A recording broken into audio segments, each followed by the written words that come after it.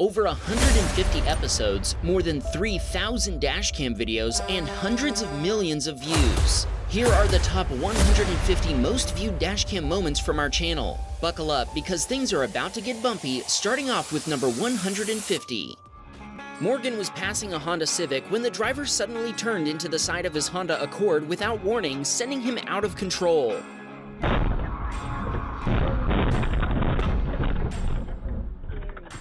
After skidding down the road and jumping a curb, Morgan's car slammed into a tree, obliterating both it and his car before he finally came to rest in a motel parking lot. Morgan said the insurance company is taking their sweet time getting him a repair quote, so he's hired a lawyer to make sure everything goes smoothly. Morgan told us that drivers in a college town are expected to be bad, but San Marcos is on another level. I'm just wondering what these two were thinking as they witnessed this Honda-on-Honda violence. Jeffrey watched a red Mustang sideswipe a white Nissan Leaf, starting a chain reaction that would ultimately involve Jeffrey's Ram 2500 as well.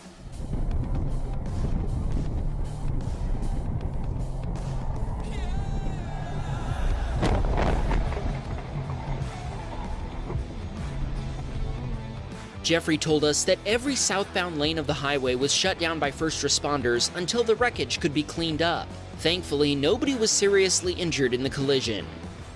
Kai was driving down a California highway at 4 a.m. Suddenly, even though he was driving over 70 miles per hour, a car flew up behind him and smashed into his car.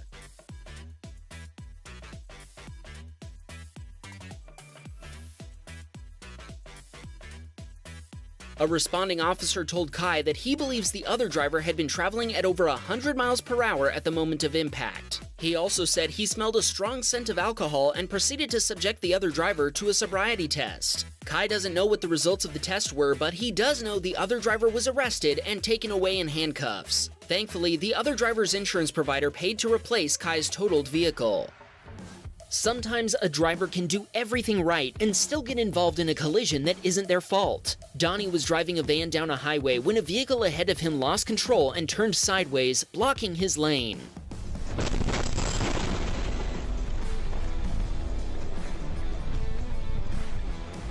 With another van in the lane to his right, Donnie had no choice but to collide with both vehicles, as his own van struggled to slow down in the rain. He told us the driver of the car had fallen asleep before losing control. He got out to check on the driver before first responders arrived. Thankfully, nobody was seriously injured in the collision.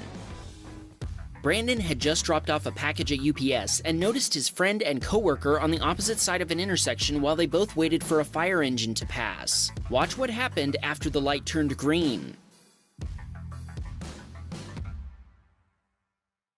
A speeding pickup truck ran the red light, taking the front of Brandon's friend's car clean off. The truck was doing at least 60 miles per hour and never attempted to swerve or brake. The car was totaled, and the pickup driver accepted responsibility. Brandon took his friend to the emergency room, but they determined he wasn't seriously injured. Ignacio was headed to college and was waiting at a traffic light when he witnessed a T-bone collision in the intersection ahead of him.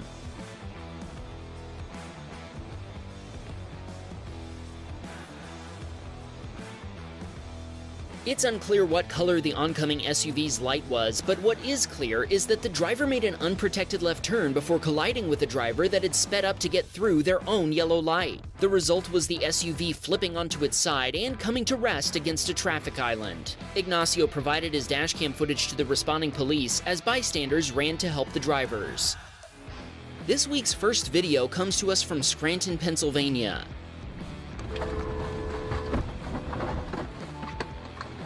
A Honda driver pulled out in front of our submitter's Audi A4. Even though he honked and swerved, he wasn't able to avoid a collision. Police responded, and so did the owner of the Honda, who turned out to be the daughter of the elderly woman who'd been driving. She gave her mom a piece of her mind, while the cops gave our submitter a ride home. Angie's son Cameron was heading home from school when another student pulled out in front of him, and he wasn't able to avoid T-boning his Ford Mustang. Cameron's Volvo SC90 was sadly totaled, but thankfully there were no serious injuries. What frustrates Angie is that the Mustang driver couldn't see Cameron coming due to parents parking in a bike lane marked "No parking anytime."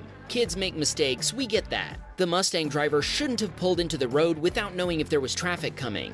That said, shouldn't the adults know better? Even more shocking was the fact that first responders took over 40 minutes to respond to the scene. Angie sent along a shout out for Mr. A teacher who kept Cameron calm until firefighters and police finally showed up. This submitter was driving down a highway in Iowa when a truck driver failed to see a sedan before changing lanes, sending the sedan hurtling across the highway and directly in front of our submitter.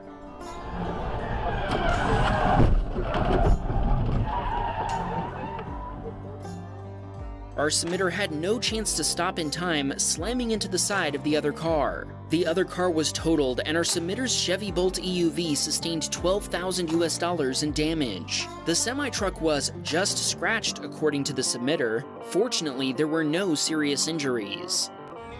Watch what happened to Mike while he was heading home.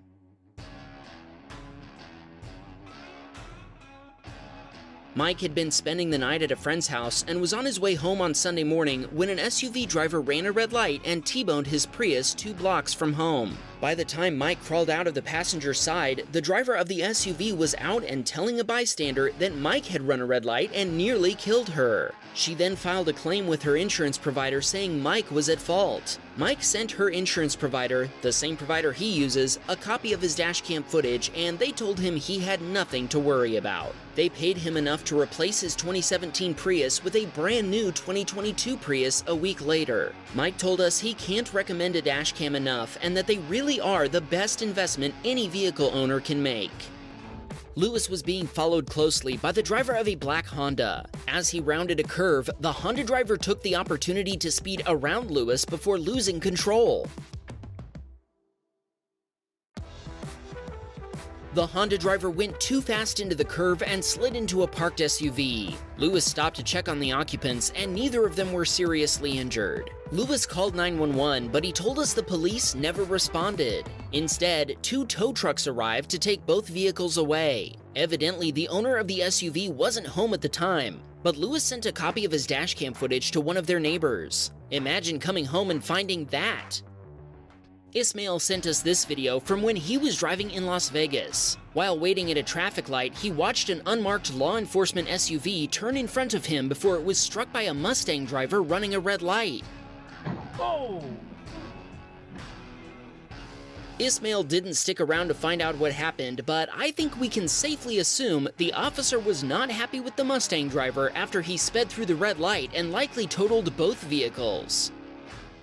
James was on his way to school with 4 passengers on a bright, sunny New York day. Suddenly, the driver of a Honda Civic pulled in front of his Chevy Malibu. Are you serious?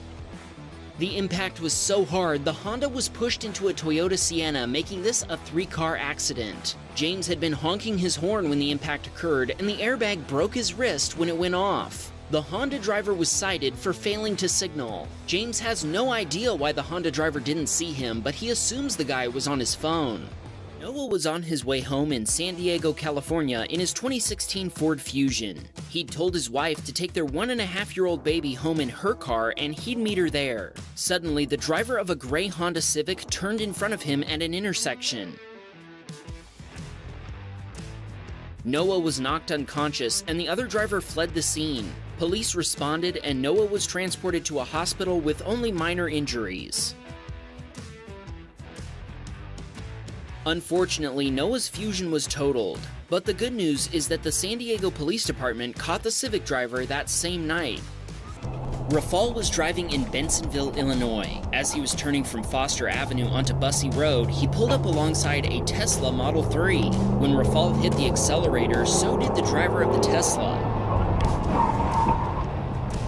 The Tesla driver tried to squeeze in front of Rafal, but another car was merging into that lane from the right at the same time. The Tesla driver hit the brakes, but he still ended up impacting the trailer of a semi-truck.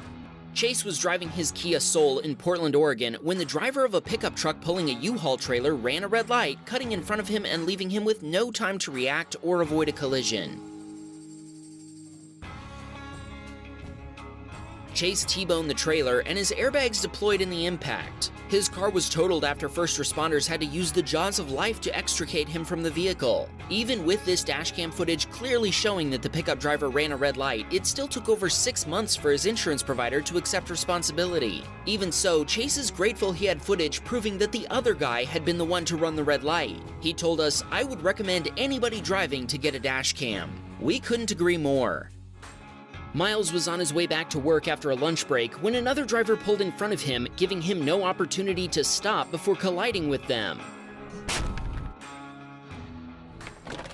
Miles slammed on the brakes, but his 2013 Ford Fusion lost traction and slid into the back of the Chevy Malibu. The impact rendered his car undrivable, and his smartwatch automatically summoned first responders to the scene. Thanks to Miles' dashcam, the Malibu driver was found responsible for causing the collision. He told us he replaced his beloved Fusion with, get this, a 2015 Ford Fusion. Kyle was driving his 2017 Audi A4 at about 30 miles per hour. As he approached an intersection, his view was obstructed by traffic in the left turn lane, and he assumed those drivers were yielding for oncoming traffic. Actually, traffic had stopped for an ambulance with lights and siren active. Kyle didn't see it until he'd already entered the intersection, and his attempt to brake wasn't enough to prevent a collision. Kyle filed an insurance claim, including his dashcam footage as evidence. When police arrived, they watched his video and chose not to give him a citation. The car was totaled and towed away. Kyle's still waiting to hear who was found to be at fault for the accident, but he wants to know what you think. Let him know in a comment below.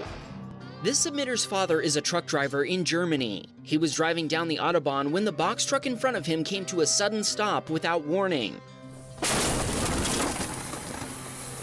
Our submitter's father hadn't left himself enough stopping distance and rear-ended the box truck. His truck was full of cargo at the time. Paramedics responded, and he was taken to a hospital for medical treatment. Sadly, the semi-truck was totaled. The driver of the box truck wasn't injured, and our submitter's father fully recovered from his injuries a few months later.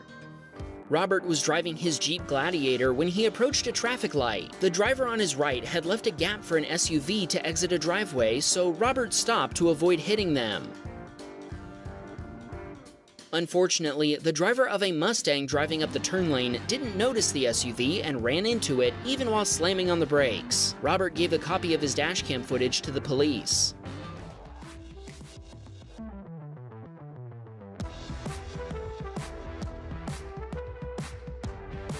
Each driver moved to make room for the other, but Jean-Paul's van lost traction, swerving off the road and rolling over before finally stopping. Jean-Paul was taken to the hospital in an ambulance, but he was able to leave the same day. Unfortunately, his van was totaled. Thankfully, he was able to replace it with a new one. This submitter was a few blocks from work when a trucker made an unprotected left turn across his lane.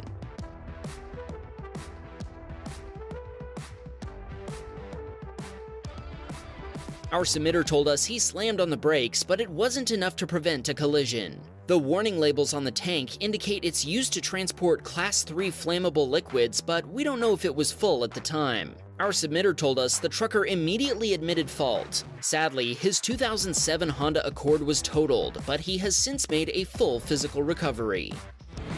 Dremden was running errands and enjoying good weather when an oncoming SUV turned across his path, and there was nothing he could do to avoid a collision.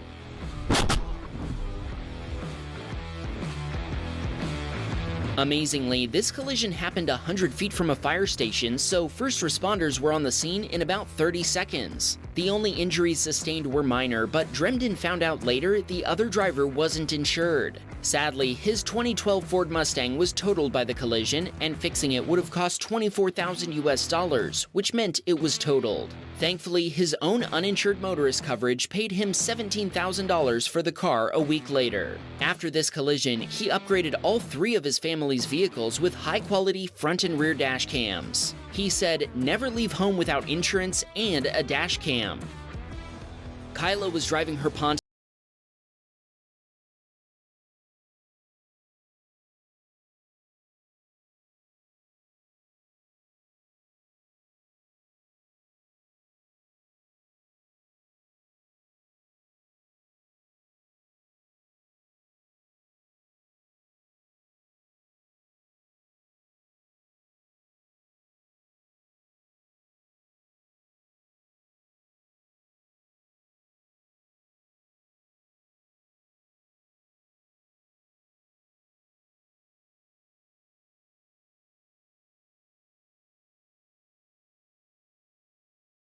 closely to the steering wheel, as this can cause injury in the event of a collision by preventing proper deployment of the airbag.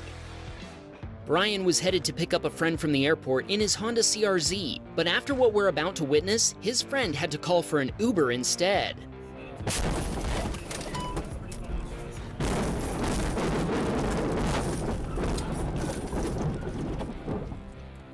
While moving at around 65 miles per hour, Brian suddenly encountered debris in the road, but he had no chance to slow down or swerve before running it over. The impact sent his Honda out of control before it slammed into a cement barrier. The car then ricocheted back across the road and hit the barrier on the other side before it finally came to a stop. The multiple extreme impacts totaled the vehicle. Want to know what was in the road that caused this catastrophe? The road debris Brian hit was actually a transmission from some other vehicle. Brian has no idea where it came from, but now he's fighting his own insurance provider after they decided that the wreck was his fault. Brian sent us another video, but thankfully it wasn't nearly as disastrous as this one. We'll catch up with him again later in this episode.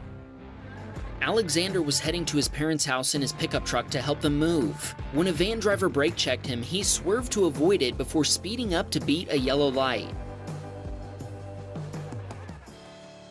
An oncoming driver in the turn lane didn't see Alexander and turned, T-boning his pickup and sending it into a light pole before rolling over. His truck was totaled in the impact. The other driver was found to be at fault, and his insurance provider paid for Alexander's truck. The accident was so severe that it was even covered by the local news. One man was taken to the hospital after a crash at 52nd Avenue South and 45th Street South in Fargo.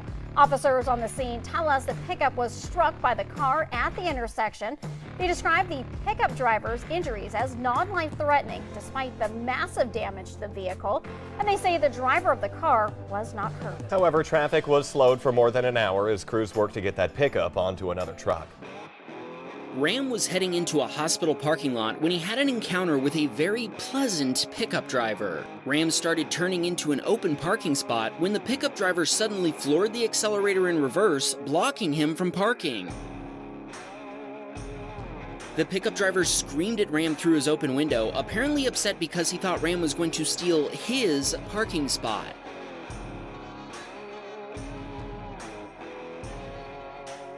He then backed up the rest of the way, nicely overlapping into the spot Ram had actually been planning to use. Clearly this guy is such a highly skilled driver, the parking lines just don't apply to his compensate mobile. Since Ram possesses a modicum of emotional stability, unlike the other guy, he gladly parked in a different spot and ignored the third-grade insults that had been hurled in his direction. Taylor called 911 to report what he believed was an intoxicated Civic driver. Shortly after he let a state trooper in front of him to follow the Civic, Taylor watched it drift off the road and into a parked vehicle.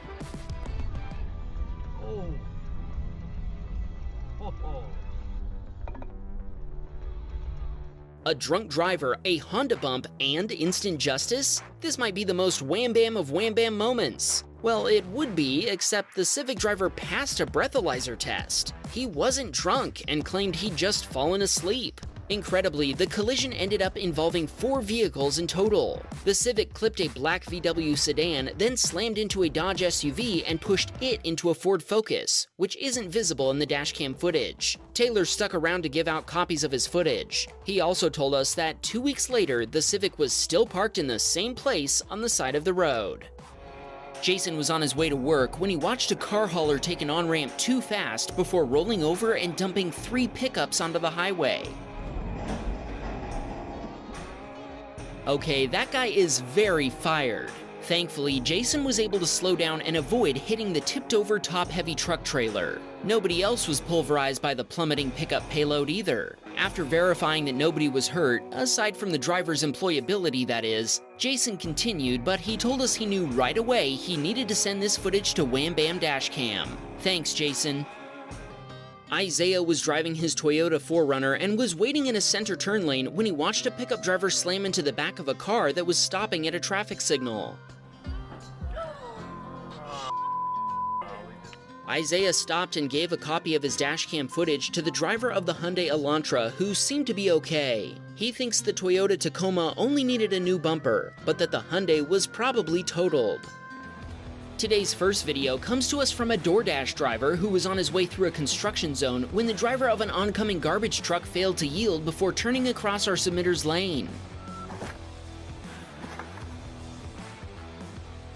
A crash has been detected. Even though our submitter stood on the brake pedal and held down his horn, he was going 40 miles per hour, and there was no way he could avoid hitting the garbage truck that should have never been in front of him. Our submitter told us the garbage truck driver said he'd thought the road ahead of him was closed, so he'd followed the car ahead of him through the flashing yellow light. Sadly, his Honda Insight was totaled. Even worse, the fast food he was delivering went flying. I'm guessing he didn't get a tip for this delivery. Thankfully, he wasn't seriously injured, and he's planning to use the insurance settlement to upgrade to a Tesla Model 3. Sweet! Watch what happened to David after he pulled up to a stop sign. In before someone leaves a comment about David being rammed by a ram. Subscribe if I just stole your joke. The driver of the black pickup claimed she hadn't seen David's Ford Fusion. Thankfully, nobody was injured, and the two parties were able to resolve the incident without involving any first responders. After sending his dashcam footage to her insurance provider, they accepted responsibility and paid $6,800 to fix David's car. They told him that without the video, they would have assigned him 50% of the blame, and he would have had no evidence to prove otherwise. He told us he has dashcams in all his vehicles, just in case. Check out what happened to Tim as he was headed to school. He was driving his BMW about 45 miles per hour when another driver failed to yield and pulled out in front of him. He was able to get out of his car on his own and disconnect the battery, but bystanders made sure he was rushed to the hospital. He had extensive internal injuries, and he spent a week and a half in the hospital and another 3 months in physical therapy, plus a month of psychotherapy. He received $8,600 for his totaled car and his pain and suffering. He's working on trying to get the car roadworthy again, but in the meantime, he's driving this BMW E39 540i, his dream car. Be careful out there, Tim. We're glad you're okay. Miles was on his way home after picking up some fast food when he watched a pickup truck run a red light and get T-boned by an SUV. Miles told us the light was red for around 7 seconds before a white Chevy Silverado drove out in front of a silver Nissan Rogue, where it was hit on the driver's side and spun completely around. He also told us he saw people getting out of their vehicles after the collision and didn't see that anybody had been injured. He left us with this note: no matter how long your green is, always look both ways for these guys. John was driving his Ford Mustang Mach-E in Huntsville, Alabama. As he approached an intersection on a green light, the woman coming from the right ran her red light. John slammed on the brakes, but he had no chance to stop in time and crashed into the back of the Kia. They filed insurance claims at the scene, and the woman took full responsibility. I guess John's dashcam footage would be hard to argue against. The rear bumper cover of the Kia was torn off, and at first the damage to John's Mach-E didn't look too bad. Unfortunately, John later found out that the shop wouldn't be able to fix it for 3 months due to long wait times on replacement parts. The car is undrivable because the forward-facing sensor is now angled to the side, so the car slams on the emergency brakes whenever another car passes it. John's insurance provider gave him a Dodge Ram 1500, pretty much the opposite of an EV. He's thankful he wasn't going any faster and that he has a dash cam. He also recommends that everyone should invest in a quality dash cam. Melissa was driving to work when her Subaru Crosstrek was rear-ended by the driver of an Infiniti who wasn't paying attention. Melissa's car immediately began notifying emergency services. She then called her fiancé Matt, and he was actually watching a helicopter shot of the accident scene when she called him. Melissa attached the dashcam footage to her insurance claim, and the insurance company paid for her totaled Subaru as well as her medical bills. Losing the Subaru she'd just gotten was upsetting, but Matt was able to find her a replacement and is just glad her injuries weren't any more serious. Rubicon Bob was not driving his Jeep Rubicon when a truck driver failed to yield to his GMC Yukon.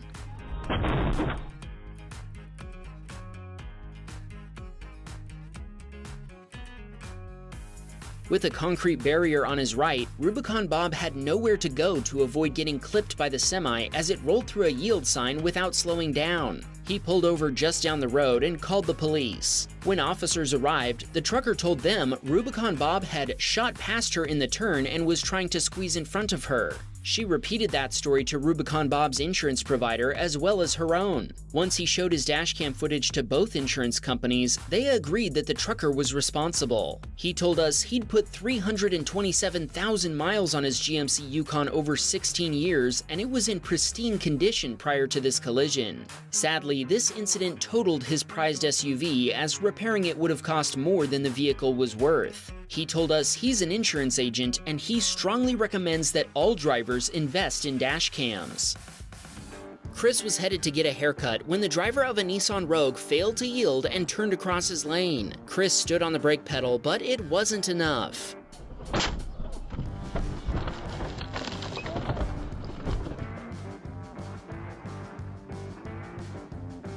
When Chris's 1997 Toyota 4Runner slammed into the Rogue SUV, the impact sent the Toyota onto its side and totaled both vehicles. Chris was able to climb out of his car's sunroof with the help of some bikers who witnessed the crash. Both vehicles had to be towed away, and Chris is sad that his 4Runner was wrecked with the odometer fewer than 4,000 miles away from 500,000 miles. When police arrived, they found the Nissan driver at fault. Chris used the insurance settlement to buy a 2005 4Runner, 8 years newer than the last one.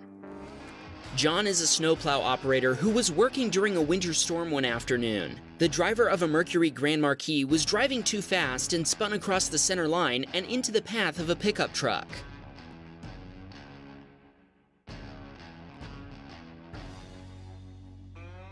The pickup truck hit the Grand Marquis, sending it spinning back across the road. Another vehicle then hit the pickup when the driver was unable to avoid a collision. Finally, a Honda driver, eager to avoid a Honda bump, went up onto the curb rather than rear-end the other vehicle. John stopped and shared his dashcam video with the involved drivers and responding police. Police told John the Grand Marquis driver was confused and didn't even know what direction he'd been going. Firefighters apparently had a hard time extracting him from the vehicle.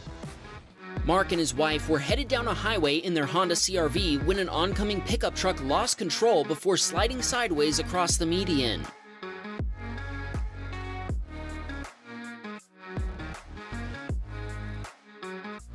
The pickup slid into their lane, and the wet road surface made it impossible for either vehicle to stop. They slammed into the truck, causing airbags to deploy in both vehicles. 2 occupants were in the pickup truck, and a North Carolina trooper later told Mark that it had slick tires. Amazingly, there were no fatalities resulting from this accident. John was headed to work one morning on I-95. As traffic was merging onto the interstate from the right, John merged left to give the drivers room. Sadly, he wasn't prepared for the driver of a semi-truck to merge twice, and by the time he realized what was happening, it was too late.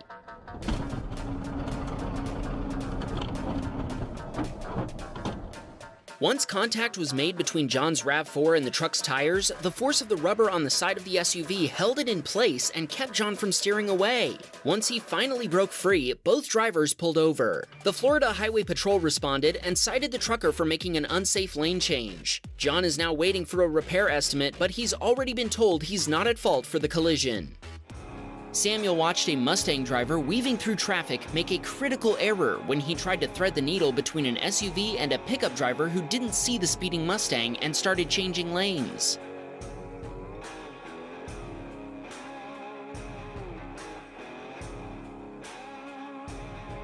When the Mustang driver tried to squeeze past the pickup, the 2 vehicles collided. One of the Mustang's tires tore off the rim and went rolling away, while the pickup suffered a flattened tire and major body damage. With the remains of both vehicles scattered across the highway, Samuel joined the drivers on the shoulder to give the pickup driver a copy of his dashcam footage. Thankfully, the flying debris hadn't damaged his Volvo C70.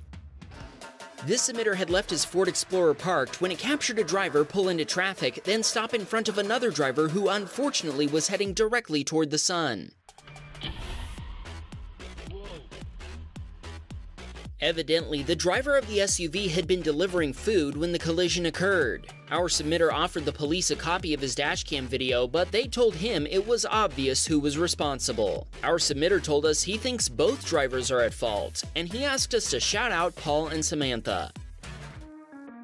Jaden was headed to a Toyota dealership when his Hyundai Sonata was rear-ended by an SUV, spinning at 90 degrees and ripping off half of the rear bumper cover and a taillight.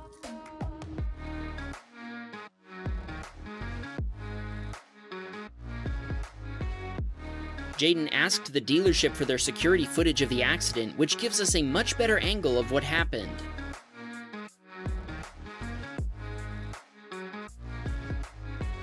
The SUV driver started driving away at first, but stopped a few blocks down the road due to deployed airbags. The car was totaled and had to be taken away on a flatbed truck. Jaden and his passengers were transported to the hospital as a precaution, but they were uninjured. The other driver's insurance provider paid Jaden $23,000 for the vehicle and hospital bill, and he replaced his Hyundai with a Mercedes SLK 350 Sport Convertible. Upgrade! Derek had just picked his daughter up from the babysitter's house and was on his way home when he approached a traffic light that had just turned green. Traffic in his lane hadn't started moving yet, so he had to slow to a stop while waiting for the cars in front of him to start moving. That's when he felt an impact.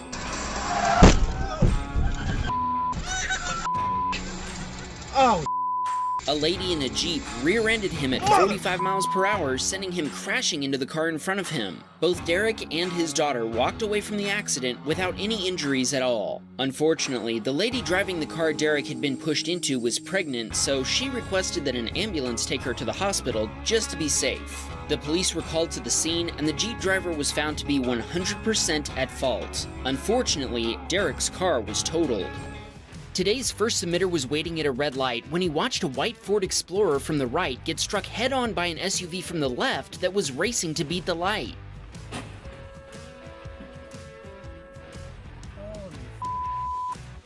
The timing is dubious, but it does appear that the white Ford Explorer entered the intersection while the light was yellow, making that driver's actions legal and giving them the right of way. The driver of the other SUV, on the other hand, definitely entered the intersection at high speed after the light had turned red. Thankfully, our submitter told us both drivers appeared uninjured as he called 911 for them.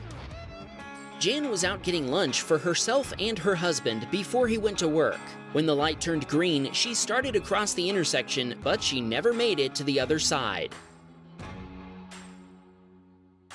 Jan told us an 81-year-old man ran his red light, T-boning her Chrysler minivan at 60 miles per hour and sending it 500 feet down the road. First responders arrived quickly, and the driver of the... Wait, what is that?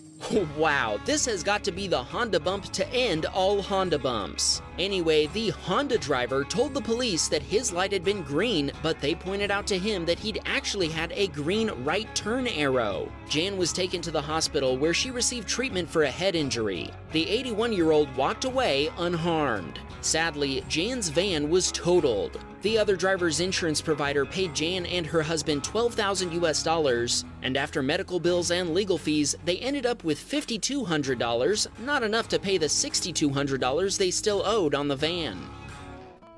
David was leaving a UPS store in Long Beach and needed to make a U-turn in the road's center turn lane. A vehicle he hadn't seen before came speeding up the lane behind him, slamming on the brakes and skidding to a stop.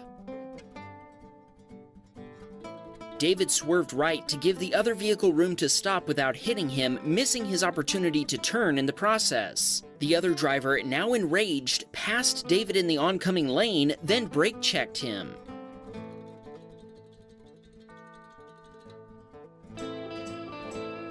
With nowhere to go, David was forced to rear-end the other vehicle. The other driver then got out and began acting as though this was David's fault. Eventually, the other driver admitted to brake-checking David and causing the accident, but only after claiming that David had cut him off. Insurance is currently handling the claim, and David's front bumper cover will need to be replaced. Fortunately, nobody was injured. Oddly enough, it seems like the accident actually helped fix the other guy's car. Neither of his brake lights worked when he brake-checked David, but after the collision, one of them started working again. This submitter was headed to a friend's house when an SUV driver turned out onto the road in front of his '99 Accord.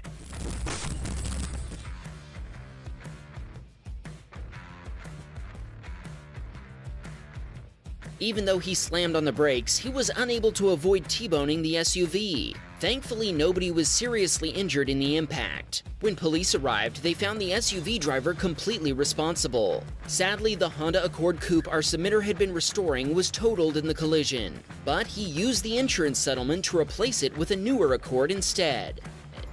A white Volkswagen pulled out of a gas station and crossed multiple lanes of traffic in front of Jet. Everything seemed fine until a wild semi-truck appeared.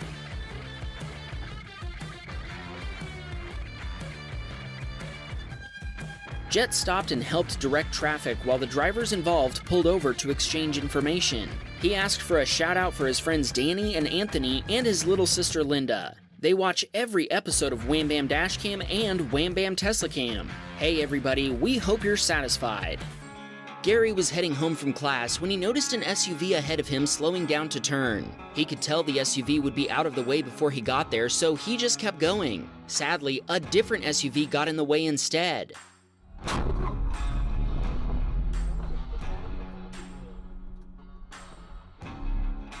When the other SUV pulled out in front of Gary, he panicked and tried to swerve around it, but he couldn't avoid a collision. His Volkswagen Jetta spun completely around before landing in a ditch. Oh, I'm glad I have my camera. After the impact, Gary sat in shock for a while before reaching for his phone and dialing 911. A passing police officer stopped to check on everyone while Gary was checking on the other driver. It turned out the cop was outside his jurisdiction, so he called a South Carolina Highway Patrol officer to assist. All told, Gary was on the side of the road for 2 hours before he was able to get home. The driver of the SUV was uninsured and his license was suspended as a result of this collision. Sadly, Gary's Jetta was totaled. Molly was driving her 2011 Audi Q5, which she describes as her dream car, when a Chrysler turned across her lane.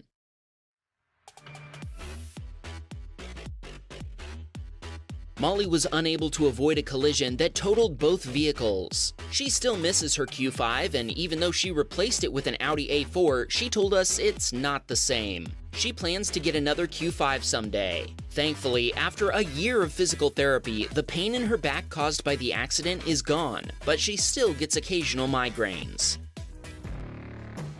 This submitter was headed home with his wife in the car when he suddenly noticed an oncoming vehicle making straight for them.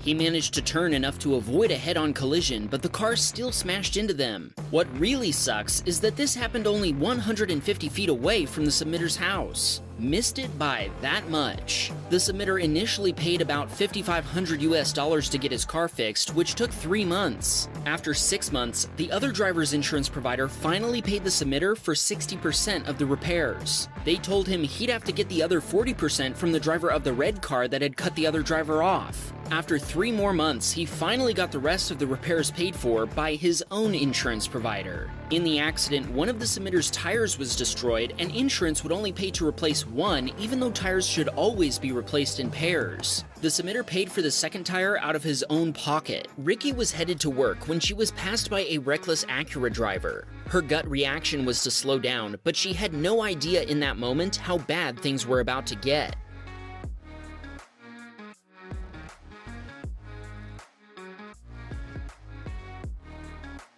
Ricky is thankful she'd slowed down below the speed limit by the time the Acura spun out and she struck it head-on. Incredibly, nobody was hurt in the collision. The Acura, on the other hand, was totaled. Ricky's Chevy sedan was also lightly damaged by the impact. She told us the Acura driver tried to convince her to let him repair her car himself. But after a week of radio silence, she contacted his insurance provider. You might not be surprised to find out that the Acura driver never reported the collision to his insurance provider, and he even tried to deny that the wreck had happened at all. Thankfully for Ricky, her dashcam doesn't lie. Ethan was headed home from school in his 2006 Mercedes-Benz E500 and had just entered the passing lane to go around a BMW when the Nissan Sentra in front of him rear-ended a truck.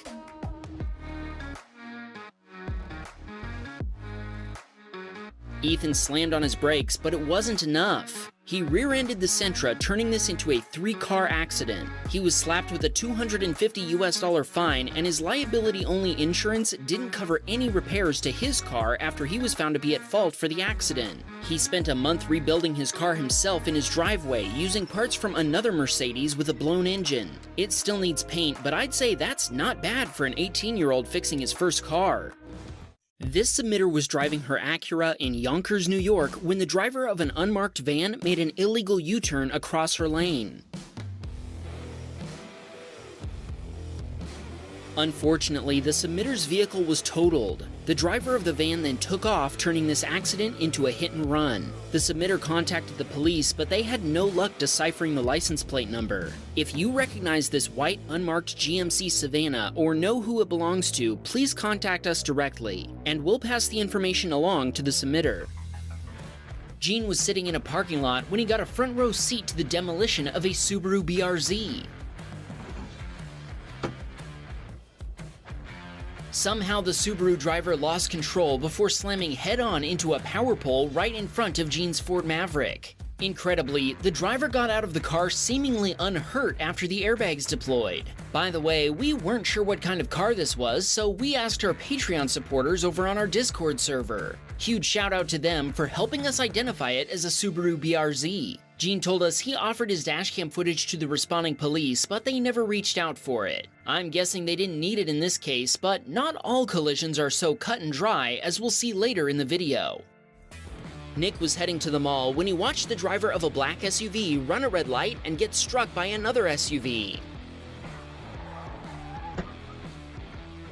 The SUV struck the Toyota's rear tire, spinning it around and sending it dangerously close to Nick's Honda Civic. The SUV then rolled into a red SUV that was stopped on the other side of the intersection. Thankfully, nobody was hurt in the collision. All the involved drivers were thankful for copies of Nick's dashcam footage, but the police told him they'd captured the incident with their own camera on a nearby power pole. They weren't interested in Nick's dashcam footage, but they thanked him for offering it and told him about other incidents where dashcam footage had completely changed the outcome of a collision investigation.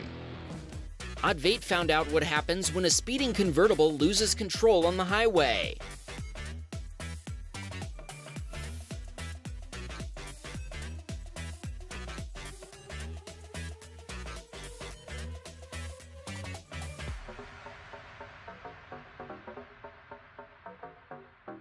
At over 90 miles per hour, the convertible lost traction before slamming into the back of a box truck. Both vehicles pulled over, but Advait doesn't know what else happened as he wasn't able to stop. Allison was on her way home from work when the driver of an SUV leaving a parking lot headed right across the road in front of her, ignoring a stop sign without even slowing down.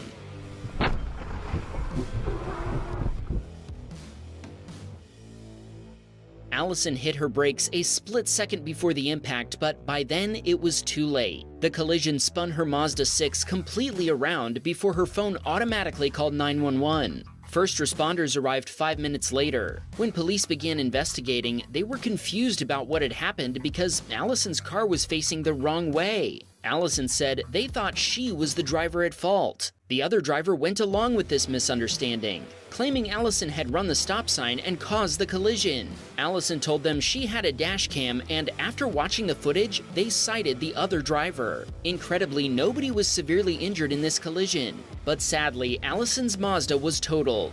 The other driver's insurance company paid her $8,000 for it, enough for a down payment on a new Subaru Outback. She did get taken to a hospital and spent 4 hours in the emergency room before it was determined she wasn't seriously hurt. But that alone turned into $50,000 in medical bills. The insurance company will be paying them too. Allison told us she's subscribed to Wham Bam Dashcam, Tesla Cam, and Security Cam. Thanks, Allison. We're glad you're okay.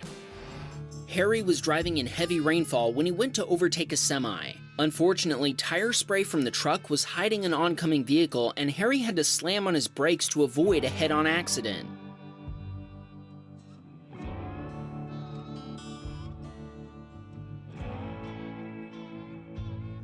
As he passed the other car, Harry and his passenger both gestured at the driver to keep his headlights on. What a scary situation.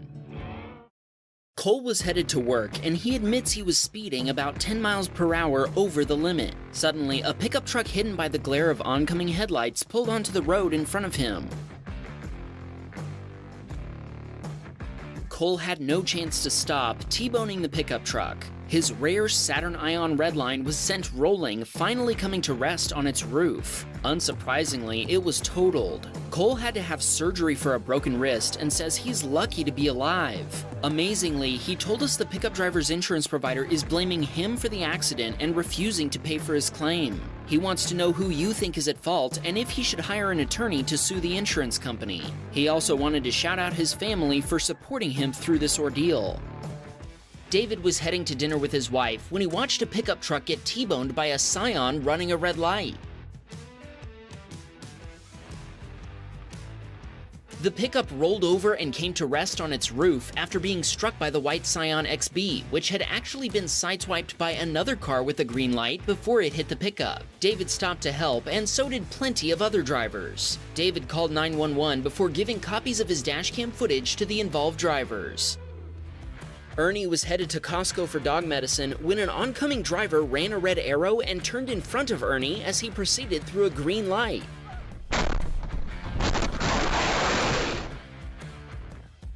The T-bone impact rolled Ernie's Toyota 4Runner completely over before it ended up back on its wheels. With his doors stuck and windshield shattered, he ended up climbing out through the rear hatch with the help of a bystander. Ernie filed an insurance claim with his dashcam footage as evidence after responding police officers retrieved his dashcam for him. The other driver's insurance provider accepted liability and cut him a check for $40,000 US. Obviously, his 4Runner was totaled, but he used the insurance settlement to replace it with a new one in the same color, along with an improved dashcam with both front and rear angles. Unsurprisingly, the cops told Ernie that the other driver had claimed Ernie had run a red light, and his dashcam footage made all the difference. If you need a dashcam, we put a link to our recommendation in the description.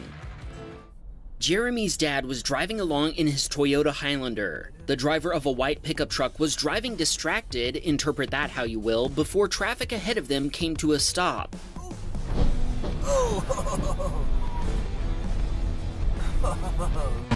The white pickup smashed into the pickup in front of it, pushing it into another pickup, which was then pushed into a sedan. In total, 4 vehicles were involved in this fender bender. Katie was a mile from home after driving for 3 hours. When she entered the turn lane at an intersection, she was shocked to be nose to nose with a Nissan coming the wrong way.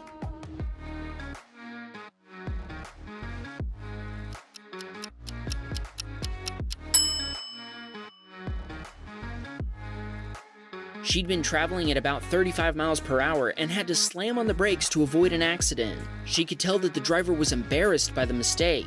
Later, when she watched the dashcam footage, she noticed the Nissan can be seen driving through the intersection, turning early and ending up on the wrong side of the island.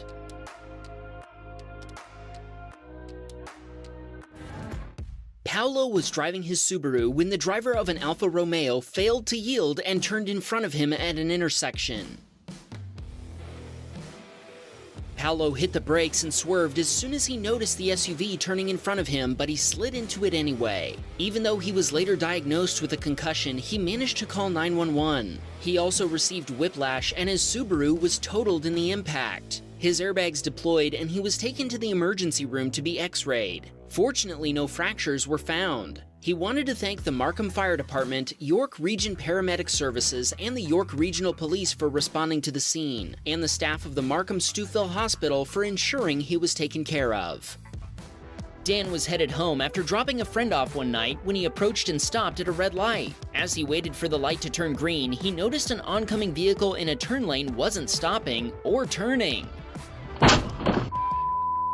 The oncoming vehicle proceeded full speed through the red light, smashing head-on into Dan's Lexus GS350. The impact cut power to his dashcam and sent his car careening into another vehicle. Thankfully, Dan wasn't seriously injured, but he told us he briefly lost consciousness after his airbag deployed, and the force of the collision broke his glasses in 2 pieces and embedded one of them between the back seats. He also told us the other driver was very aggressive after the collision and seemed not to realize that he'd done anything wrong. He claimed he'd just gotten off work and was tired. Dan called the police and let them sort it out. Dan has legal representation and is now waiting for the insurance process to be completed while he receives chiropractic treatment for whiplash. Sadly, his Lexus will most likely be totaled.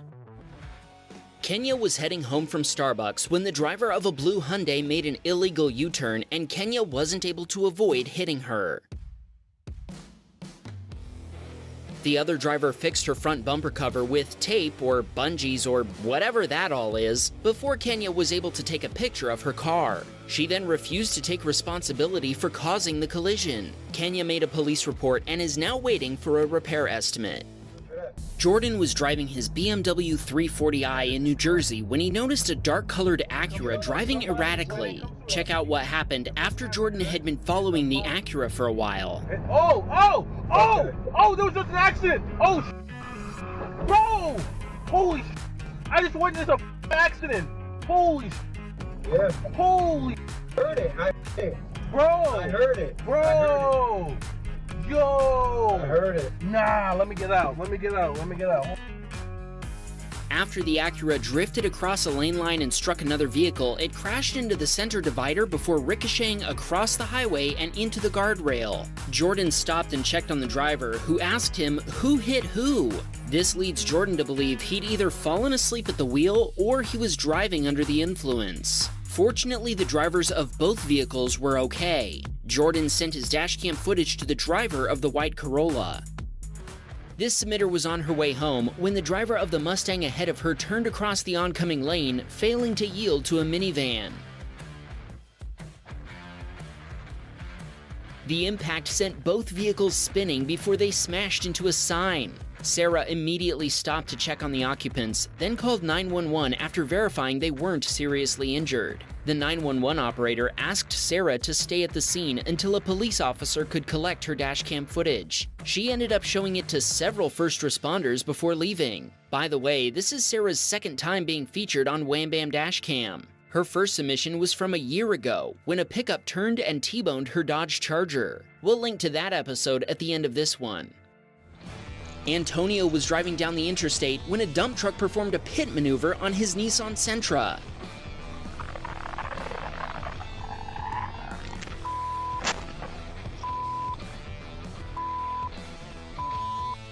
His car spun completely around, and the driver of a Mazda Miata was unable to avoid hitting him in the process. Incredibly, the truck driver then drove off, making this a hit and run. His dashcam didn't capture the truck's license plate number, but it did get the name of the trucking company, C.L. Parker Trucking. Unfortunately, Antonio hasn't had any luck getting a hold of the company. His insurance provider totaled his vehicle for $31,000, and he was diagnosed with a severe concussion and has been out of work since the accident. If you know anything about C.L. Parker Trucking, email us and we'll pass it along. Antonio replaced his Sentra with a Honda Civic.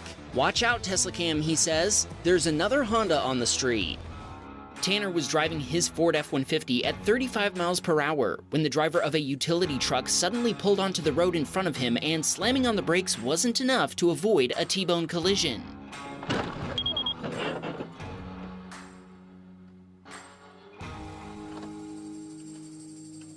Both drivers pulled into a parking lot to exchange information as police responded. Tanner's F-150 was totaled by the insurance company, but he bought it from them for $1,000 and got it running again himself. This proves that totaled doesn't mean irreparable or worthless. It just means that Tanner wanted to fix it more than the insurance company did. Once he had it running again, he replaced it with a newer F-150 with a crew cab.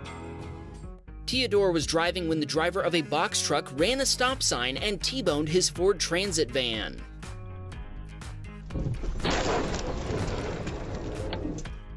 Theodore told us the truck driver began accusing him of speeding at over 70 miles per hour. When first responders arrived, Theodore showed them his dashcam footage and they discovered that the truck driver was lying. Theodore told us, "At this point, the dashcam saved me. Advice for everyone, get a dashcam." Insurance paid $13,000 for the van, plus another $700 for damaged cargo. He also pointed out this is his second submission to our channel. His first was featured way back in episode number 7.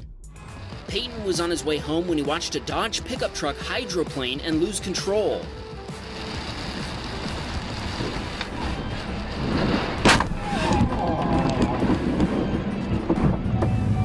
truck spun and collided with the median barrier before coming to rest in Peyton's lane, where he had no chance to stop even after slamming on his brakes. The accident did $53,000 in damage to Peyton's 2-month-old truck and the trailer he'd been pulling. At first, the other driver's insurance provider refused to pay for the damage, but after he sent them the dashcam footage, the process went a lot more smoothly. We're kicking things off in a big way today with what might be the worst Tesla behaving badly we've ever seen. Check out what happened when the driver of a Model X didn't check for traffic before turning across lanes.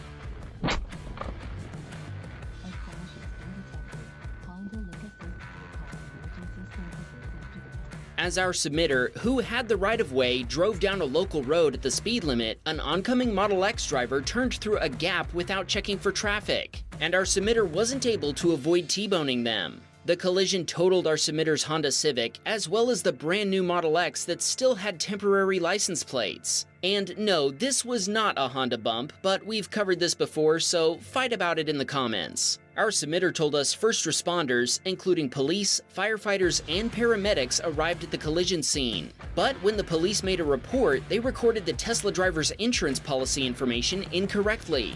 That fact, combined with the fact that the Model X had temporary plates, means our submitter now has no idea who the Tesla driver was, and is having major issues with his own insurance claim. Here's hoping our submitter is able to get this straightened out. What a headache! And all because a Tesla driver behaved badly by cutting through traffic when the road wasn't clear. Amelia was waiting to turn left at an intersection she told us has been under construction forever. Watch what happened when another driver entered the intersection way too fast and tried to turn right. Amelia's airbags deployed, and the lady driving the Honda Civic called 911 while Amelia was still in shock. First responders arrived quickly thanks in part to the fact that a hospital is right next to this intersection. Both the Civic and Amelia's VW Beetle were totaled and had to be towed away. The Beetle had also been pushed backward into a van, but it only sustained a small scratch on the front bumper cover. Amelia told us that having a dashcam has saved her a lot of time. She also said, "Shout out to all people who don't have a dashcam. Get one as soon as you can. It saved my butt and can save yours." Aaron was approaching a traffic signal when it turned green, and he proceeded through the intersection at about 25 miles per hour. Suddenly, the driver of an oncoming Chevy Impala turned across his lane, and he couldn't avoid a collision. The head-on collision totaled both the Impala and Aaron's Chevy Malibu. Paramedics and sheriff's deputies responded almost immediately after both his vehicle and his phone called 911 automatically. Ironically, the Malibu was actually a rental, as Aaron's Ford Taurus was in the shop for major repairs at the time. He's very thankful he paid for extra rental insurance, although the Impala driver did admit fault at the scene. With no time to react, Dave collided with the rear door of the gray Honda Accord. Police responded to the scene and cited the Honda driver. Both vehicles were undrivable and had to be towed away. Thankfully, nobody was injured, and the Honda driver admitted fault and apologized. Dave's insurance claim is still being processed, but sadly, his Volkswagen Passat was totaled. Dave told us his girls are big fans of both Wham Bam Dashcam and Wham Bam Tesla Cam. So shout out to Alice and Olivia. Raph was driving his Toyota Camry through New York City on a street with a speed limit of 25 miles per hour. He was proceeding through a green light, giving plenty of room for a double-parked vehicle and traffic in the left turn lane, when a car coming the other way swerved around traffic, slamming into Raph before he could react. His dashcam lost power when the impact occurred, so the video stops at this point. The vehicle that hit him was stolen, and it slammed into him at 55 miles per hour. Both vehicles were obliterated, and Raph was hospitalized with a broken femur. 8 hours later, he had surgery to insert a metal rod into his bone, held in place by 4 screws. Here's what Raph's car looked like before the accident. Now he has no car and hasn't been able to work for months. He's hired an attorney, and they're currently trying to get access to footage from multiple NYPD cameras that captured the accident. We'll update you in a future episode if they're successful. Want to see how Matt's Toyota Corolla became one of 5 vehicles wrecked by a red light runner? Watch carefully because the action happens fast. Matt was crossing an intersection with a green light when a pickup driver ran his red light before getting T-boned by another pickup truck and by Matt's Corolla. The pickup then continued until it had collided with 2 more vehicles, making this a 5-vehicle collision. After Matt showed his footage to the police and they collected witness statements, they found the pickup driver responsible. The pickup driver was uninsured, so Matt had to make a claim with his own insurance provider. They totaled his Corolla after the repair estimate reached over $17,000 US. Instead, they cut him a check for just over $13,000. James, this submitter was headed home one snowy night. As he was transitioning from one highway to another, he noticed snowplows backing up traffic and figured he could squeeze by them.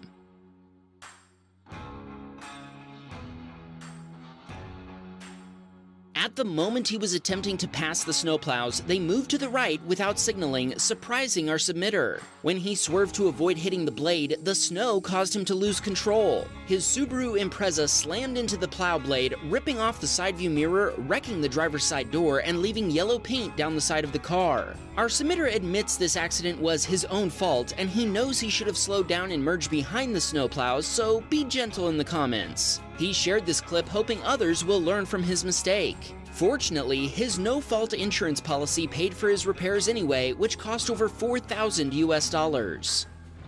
Watch what Matt witnessed happening right behind him while taking his daughter to the mall.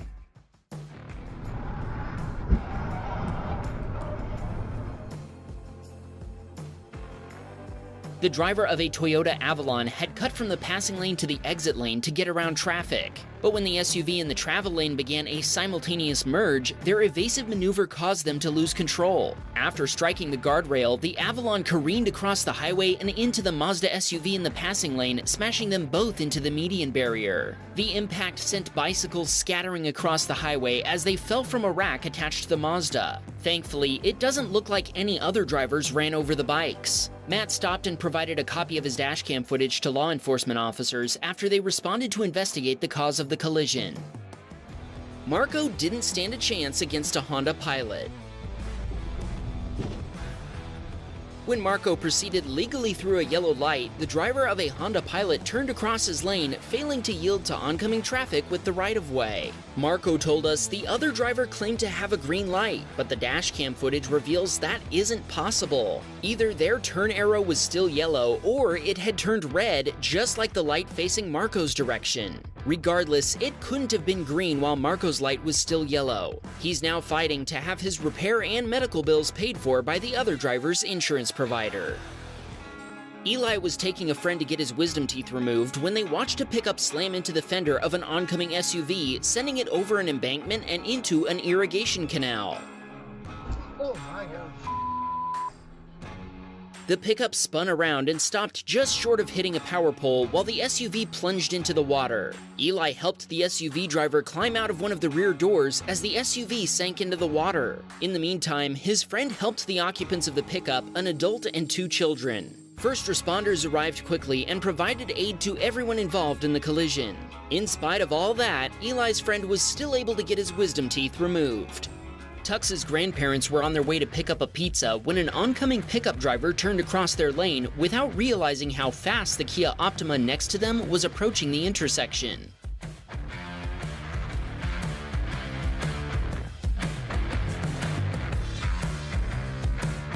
Evidently, the driver of the Kia didn't notice what was happening until just before the impact, as they didn't hit the brakes until the last moment. The collision sent the pickup spinning and put the car onto the sidewalk. Thankfully, Tux's grandparents were able to use the empty oncoming lanes to avoid the wreck. They continued while calling 911, then returned to the scene after picking up the pizza. They gave a statement to the police before going home, and Tux told us he immediately sent the cops a copy of this footage after they got home. He suspects both vehicles involved were totaled.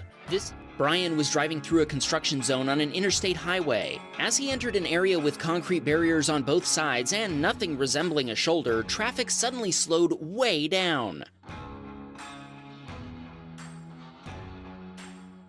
Brian slowed down safely, and so did the Kia driver behind him, but the driver of a Nissan SUV wasn't paying attention and slammed into the Kia, pushing it into Brian's Jeep as well. Brian had tried to make room in case something like this happened, but it wasn't enough to completely avoid the collision. Thankfully, he was able to avoid hitting the next car and his steel bumper wasn't damaged. Thankfully, nobody was injured in the collision. Brian left after checking on the other drivers, but he has no idea how they went about cleaning up the accident, unless a tow truck drove backward down the highway to reach it. Darian is a rideshare driver who was transporting a passenger one morning at 4 a.m. when the driver of a Chevy Impala ran a stop sign at full speed in front of him, and he had no chance to stop before slamming into it.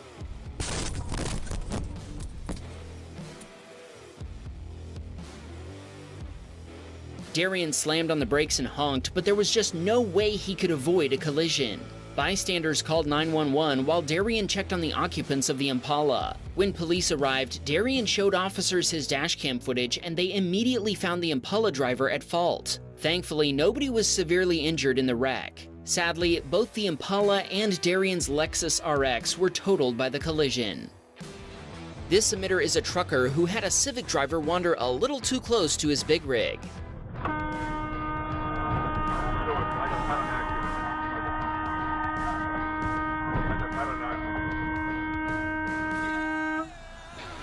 Our submitter told us the young driver miscalculated his merge. With 16,000 pounds of cargo in his truck, it took him a long time to stop, even standing on the brakes. Thankfully, the other driver's only injury was a nosebleed. He admitted fault and they hugged it out, according to our submitter. Sadly, the Civic was totaled, but our submitter was able to get back to work. Tyler had parked his car outside his workplace and behind cars belonging to his coworkers. Suddenly, he heard a loud crunch.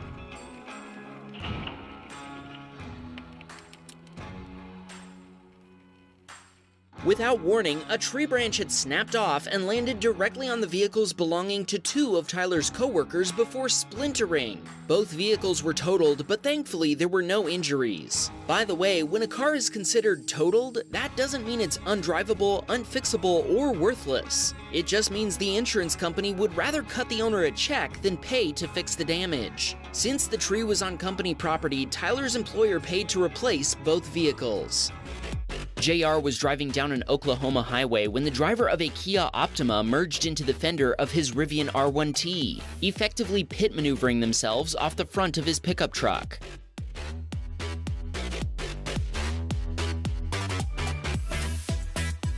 JR called 911 after the Optima ricocheted off the median barrier and spun across the entire highway. When a highway patrol officer arrived, he spoke with the Optima driver before getting JR's side of the story. After he showed the officer the footage from his Rivian's integrated dash cams, the officer escorted him across the highway so he could exchange information with the Optima driver. The Kia was undrivable and had to be towed away from the scene, while JR's pickup only sustained cosmetic damage and he was able to drive himself to a hospital to get checked out. Fixing his R1T will cost around $6,800 US. He wanted to shout out his sons AJ, Benny, and Reese, who watch the latest Wham Bam Tesla Cam episode with him every week. Don't forget to subscribe to Wham Bam Dash Cam too. Ed was headed to work in Malaysia, going about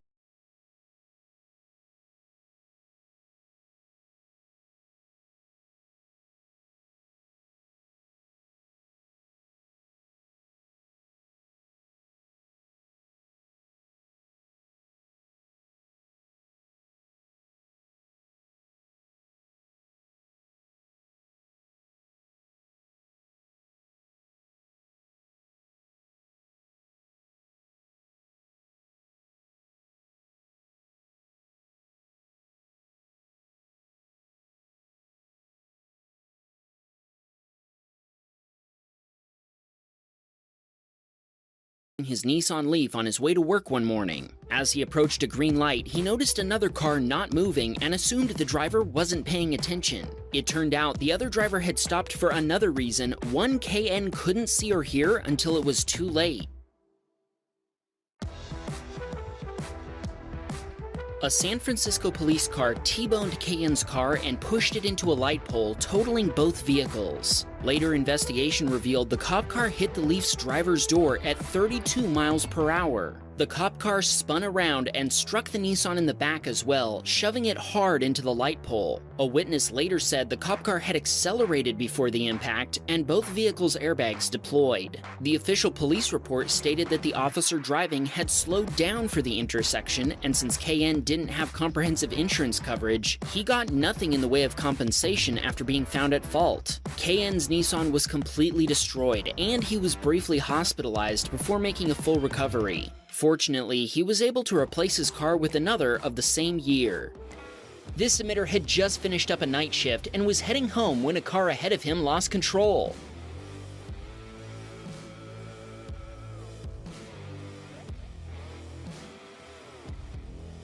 Our submitter told us the roads were wet after recent rainfall. He stopped to check on the driver of the car, which was actually one of his coworkers. Another coworker behind them also pulled over to help. The driver of the Camaro called 911 while our submitter waved at other drivers to slow down. A doctor also pulled over to render aid while they waited for paramedics. Incredibly, the driver of the wrecked car wasn't seriously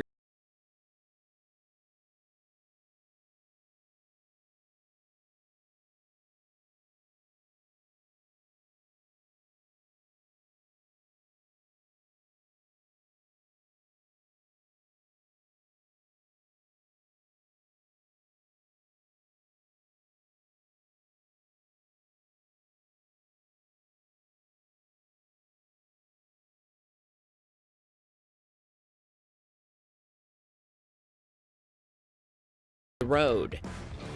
Juanito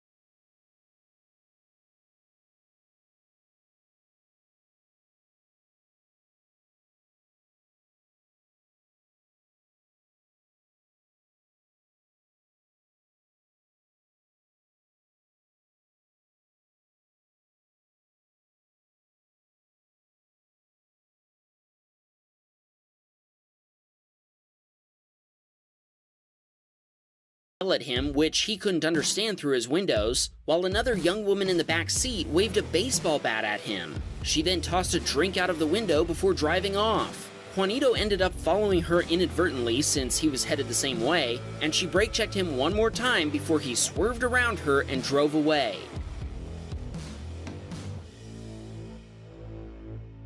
He drove to a nearby police station and waited a few minutes in the parking lot before heading home, just in case.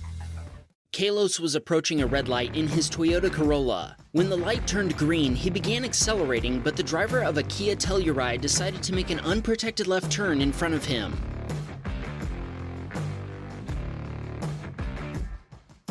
Kalos couldn't avoid a collision even though he applied the brakes. The Kia driver then took off, leaving him confused. His Corolla, which was decorated for Halloween, was totaled, and he and his passenger were both injured.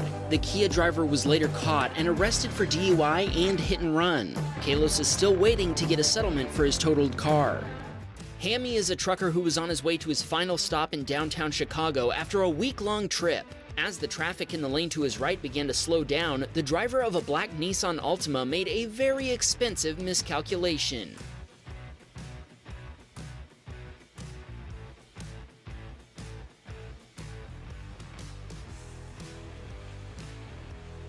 The Altima driver tried to cut in front of Hammy's truck, but they misjudged the gap and collided with the front corner, damaging his deer guard, bumper, and fog light. Meanwhile, the Altima lost control and collided with a Ford Fusion, which Hammy thinks will most likely result in those two vehicles being totaled. All involved drivers pulled over, and state police arrived less than a minute later. The cops had everyone continue to the next exit. Once there, the Altima driver immediately began blaming Hammy for the collision.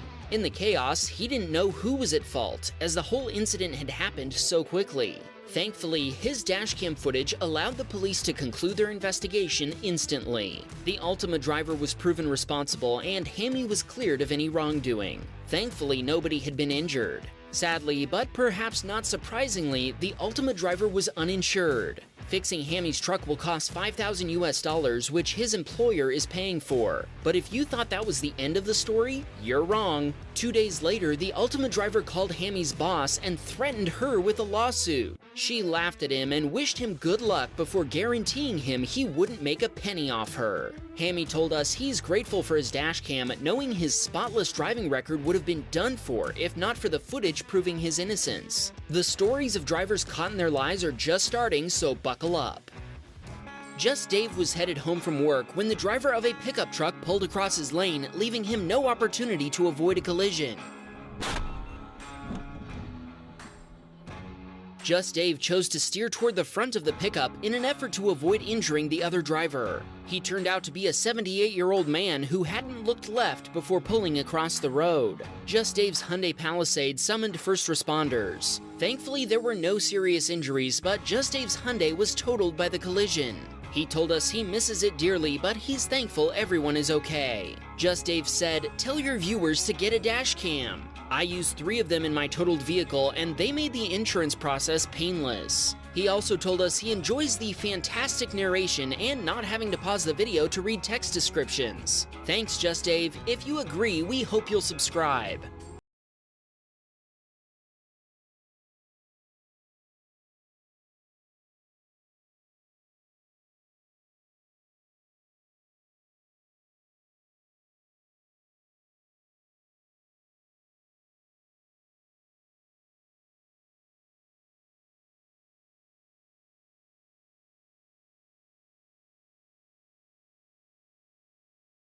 Empty. Angie was driving her BMW X1 on a highway in Canada when she approached a yield sign at an on-ramp. Another driver ignored the yield sign, cutting into traffic and forcing other drivers up ahead to slam on their brakes. Angie was following too closely and couldn't stop in time and rear-ended a Jeep. Luckily, the Audi driver behind her managed to stop a few inches short of her bumper. Angie filed an insurance claim and her BMW was deemed a total loss. Since the value of used cars has skyrocketed, she actually got back exactly what she paid for it over 20 months ago. The Jeep that she hit had a steel bumper that didn't even get scratched, so the driver didn't even bother to file an insurance claim. Nick was on his way to lunch when he noticed a Honda Civic approaching rapidly from behind. As it passed him on the left, a white car pulled onto the road from the right before cutting all the way into the far lane. Woo, there it is.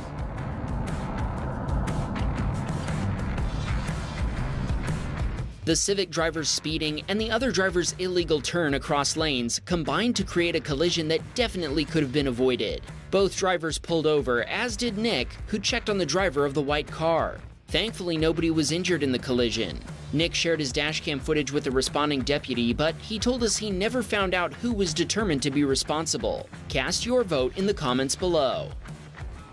Alex and his wife had just picked up their daughter from karate class and were on their way home when they found themselves in the middle of a huge storm with high winds and heavy rain.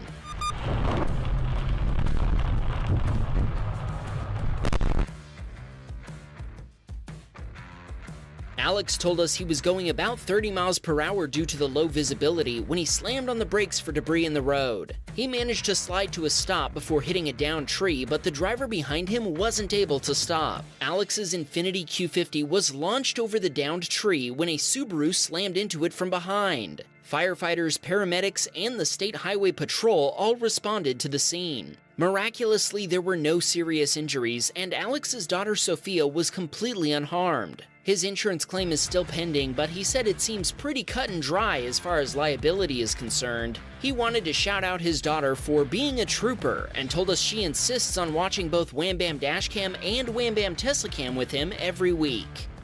Dan is a streetcar operator in the Czech Republic. He was making one last route to help out after a big accident, but he forgot to check the position of the track while entering an intersection.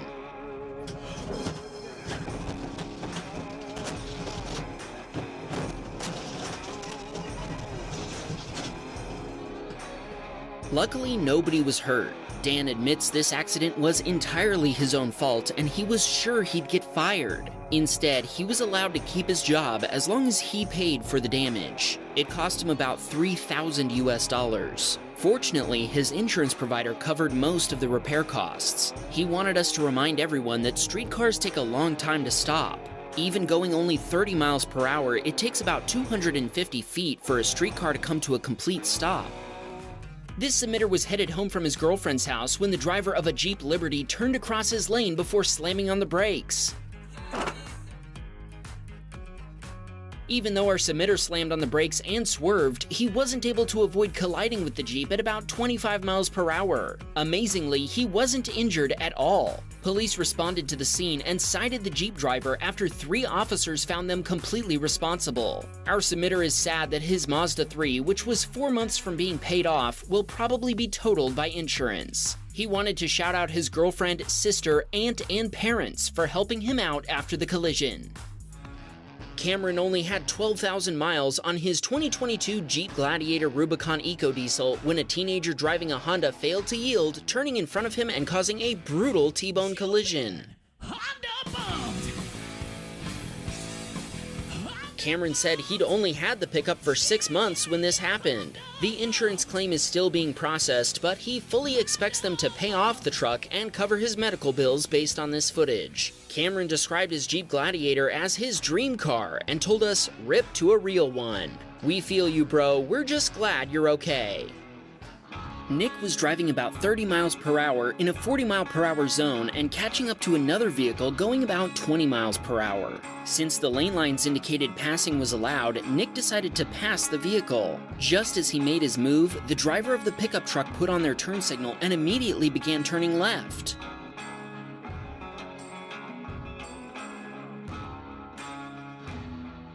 Nick stood on the brake pedal, but the pickup driver had practically stopped to make their turn and there was no way he could avoid hitting them. Luckily, nobody was injured. At first, the other driver's insurance provider found Nick to be 100% at fault, but their version of events kept changing, and each time their account was disproved by the dashcam footage. At one point, they said Nick had attempted passing over double yellow lines. After this was refuted, they said their customer had used their turn signal early, but that's not true either. Both Nick and his own insurance provider are still fighting over who's at fault. What do you think? Let us know in the comments. Our first submission is a perfect example of why you should never race on public roads. Not only could it cost you, but even completely innocent drivers might get caught up in the chaos. Our submitter was driving with his younger sister in the front seat. He told us she's afraid to sit in the front after watching lots of Wham Bam dashcam videos, but he assured her that nothing bad would happen.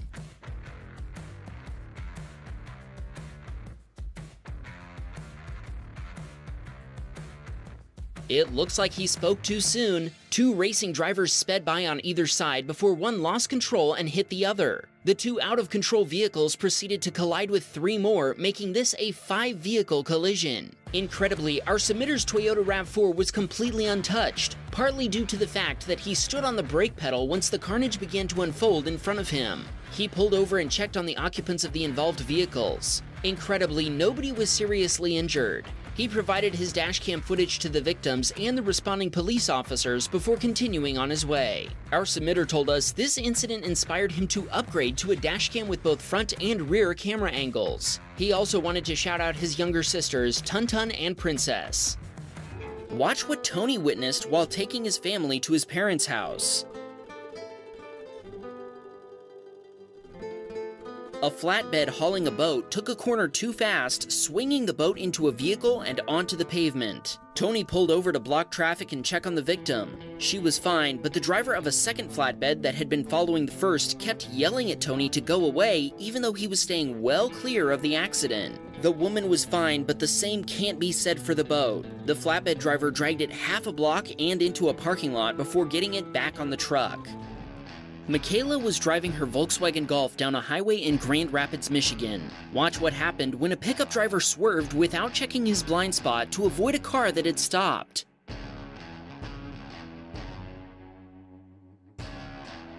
The pickup cut off a minivan, and the driver had no chance to stop before hitting the back of the pickup. While the minivan rolled over, the pickup spun into Michaela's lane and she hit it head-on. Incredibly, there were no serious injuries. Unfortunately, all 3 vehicles involved were totaled. Hunter was headed to work one morning while it was both raining and snowing. He admits he should have been driving below the speed limit of 55 miles per hour given the conditions, but he was late on his way to work. As he crested a hill, he saw what looked like headlights in the distance. Only too late did he realize they were actually reverse lights in his lane. And when he swerved to miss the pickup truck, he ran right into its plow.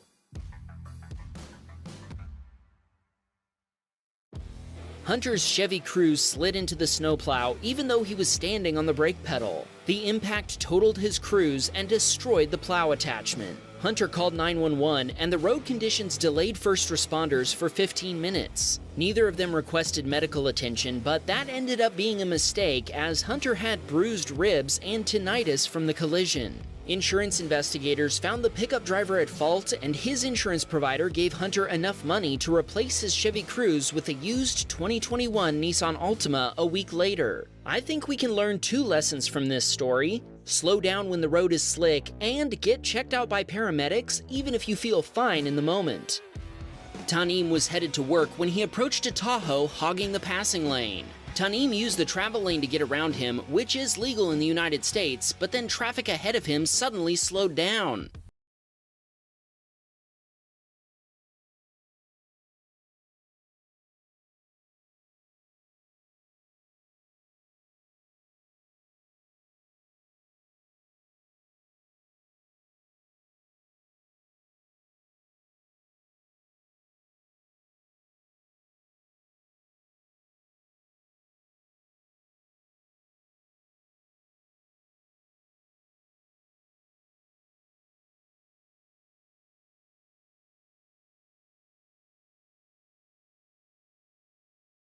He told us his was the first X5 of this body style to be involved in a collision at this speed, and he spent several months talking to BMW engineers about it. Tanim told us that thanks to this event, he'll always have a BMW SUV in the stable.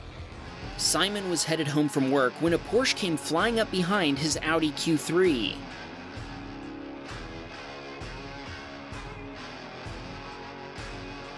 The Porsche driver tried to blame the sun for blinding her, but that doesn't explain why she was driving so fast. Simon has moderate whiplash and both vehicles were totaled.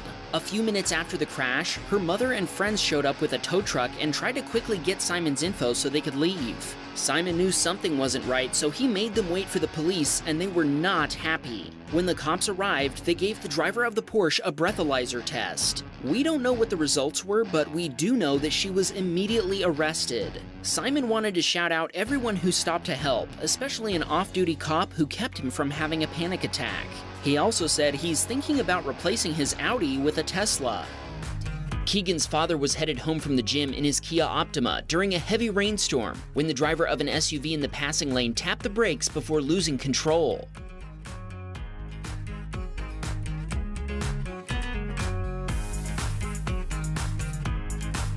As the SUV hydroplaned across the highway, Keegan's father was unable to avoid colliding with it. The impact sent his Kia across the shoulder and into the ditch. While the SUV did the same, Keegan's father called 911 before checking on the other driver. Incredibly, nobody was seriously hurt in this incident. He's now waiting to hear back from his insurance provider. Keegan told us he and his dad watch our videos together, and our channel inspired them both to install dash cams. If you need one for your ride, you'll find our recommended models in the video description.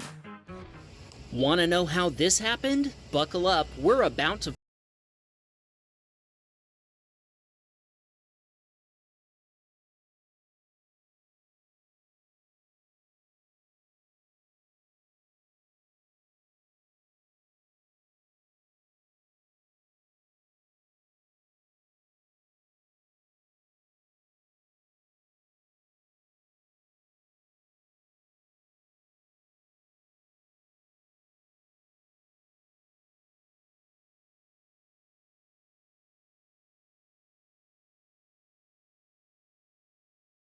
Craig was passing a trailer full of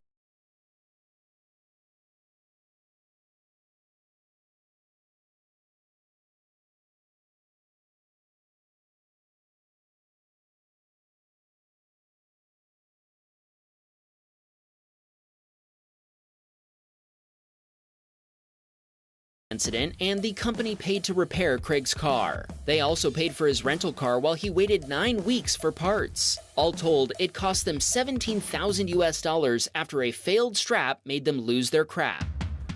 This submitter was driving his Volvo XC70 early one morning to work when he fell asleep behind the wheel.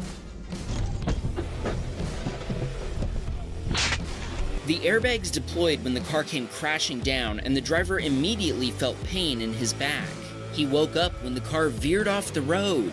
He tried to steer back out of the ditch, but he wasn't able to. He missed 3 trees before the car got some air. He managed to get out of the car and call emergency services, and first responders quickly arrived at the scene. A tow truck with a crane had to be called and was able to lift his car out of the field the Volvo had landed in. The submitter ended up having a broken vertebra in his spine. Since then, he's had 3 surgeries. After several months, he's finally made a full recovery. His car also made a full recovery after he paid a $2,800 repair bill. Ryan was heading to visit his parents after work one day when the driver of the white Subaru in front of him didn't realize a driver ahead was stopping to wait for oncoming traffic before making a left turn. Without enough time to slow down and stop, the Subaru driver veered into the oncoming lane before colliding with the Ford Escape the other driver had been waiting for in the first place. Ryan called 911 and first responders arrived 3 minutes later. The couple in the Ford Escape were actually his parents' neighbors, and Ryan provided them with a copy of his dashcam footage. He caught up with them a week later, and they told Ryan the footage had been very useful for their insurance claim.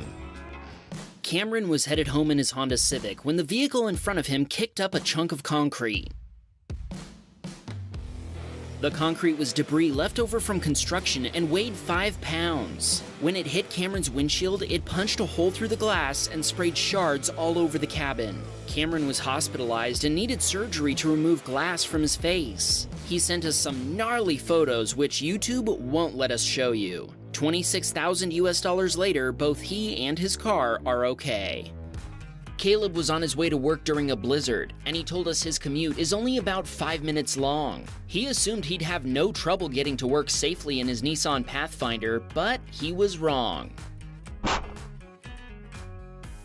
As I love to say, it's not the weather I'm worried about, it's the other drivers. A Nissan Armada driver took a corner too fast, and neither he nor Caleb were able to avoid a direct collision between their vehicles. Police were called, but the operator told Caleb it was too dangerous for officers to respond. Both vehicles had to be towed away. The fate of the Armada is unknown, but Caleb told us his Pathfinder was totaled. Thankfully, there were no severe injuries. Caleb told us he loves Wham Bam, and his dream is to own a Tesla Model S Plaid someday. Speaking of Tesla, our main channel Wham Bam Tesla Cam just hit 1 million subscribers. This channel isn't even at 500,000 yet, so we've got a ways to go if we want to catch up. If you love Wham Bam as much as Caleb does, hit that subscribe button and let's keep rolling.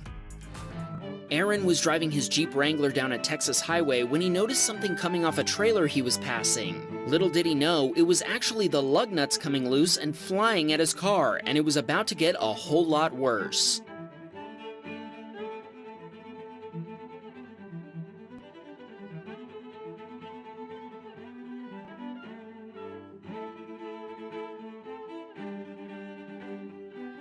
With nothing holding it on, a tire flew off the trailer and straight toward Aaron's Jeep. He managed to avoid a head-on hit, but the tire still smashed into his door, and his evasive maneuver put him in the grass. The other driver didn't want his insurance premiums to go up, so he paid Aaron out of his own pocket to repair both passenger side doors and replace a custom wrap. The total cost of repairs was just shy of $4,000.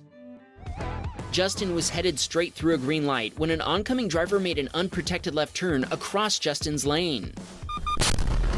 A crash has been Justin couldn't avoid T-boning the turning Hyundai. Incredibly, nobody was seriously injured in the collision. When he called roadside assistance to have his car towed, they sent a contracted tow truck operator. The towing company then held onto his Honda Civic until the other driver's insurance provider paid them for the tow, which meant he didn't get paid for his totaled car until 3 months later. Nathan was driving along when he encountered a man getting into a fight with a bus and evidently losing.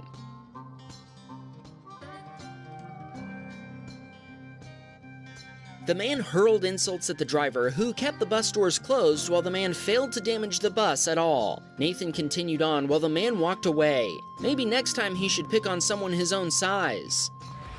The driver of a Dodge minivan caused a 5-vehicle collision when they ran a red light and got hit by a Toyota SUV. That impact sent the minivan head-on into a Mini Cooper, which was then shoved backward into Angel's Honda Accord. The 5th vehicle involved was a Chevy pickup that was barely damaged when the Mini Cooper hit it while spinning. The other 4 vehicles were all totaled, and Angel got a check for $24,000 to replace his Accord. The minivan driver was found responsible for all damages. Thankfully, nobody was seriously injured. Angel told us he's thankful we are all alive and kicking. He also asked us to please encourage everyone to get a dash cam. Joseph had taken his manual transmission Chevy Cobalt in for an oil change. After an employee moved his car into the shop, they left the car in gear and didn't set the brake.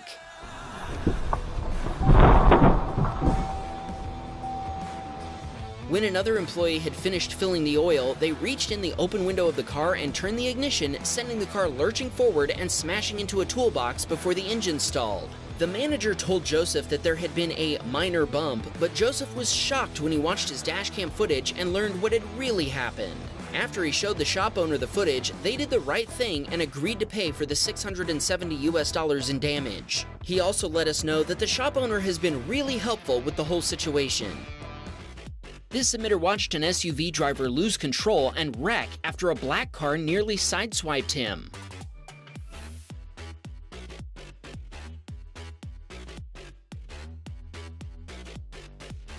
Thankfully, our submitter was able to avoid colliding with the Pontiac Aztek before pulling over and calling 911. Other drivers also stopped to help, and our submitter found out the SUV had been occupied by a couple and their baby. Incredibly, nobody was seriously injured. Our submitter provided the father with a copy of his dashcam footage, then gave a statement to the responding police. He was also able to provide the license plate number of the black car. The mother and baby took a ride to the hospital to get checked out, and the father later called our submitter and confirmed that neither had been seriously hurt. Chris was on his way home from a job interview when his Kia Rio was suddenly rear-ended by a pickup truck.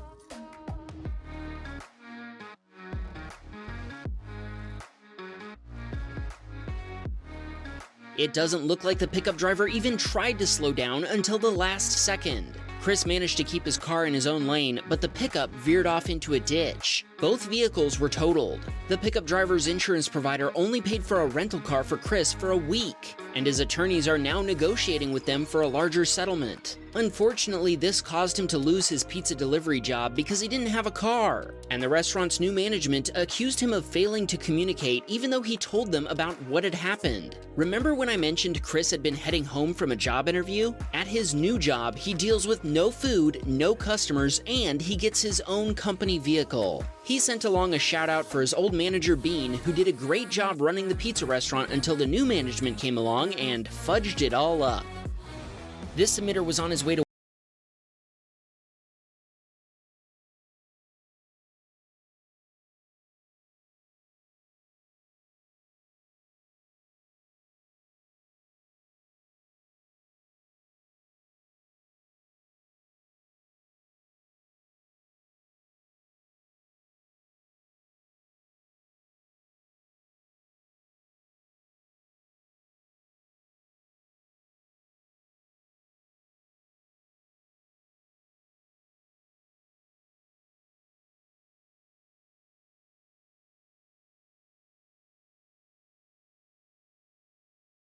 everyone without a dash cam, get one. Get the best you can afford with front and rear cameras if possible. This submitter was driving down a Florida highway with the speed limit of 65 miles per hour. When traffic slowed down to about 55, the driver of the pickup ahead of him didn't notice until it was too late.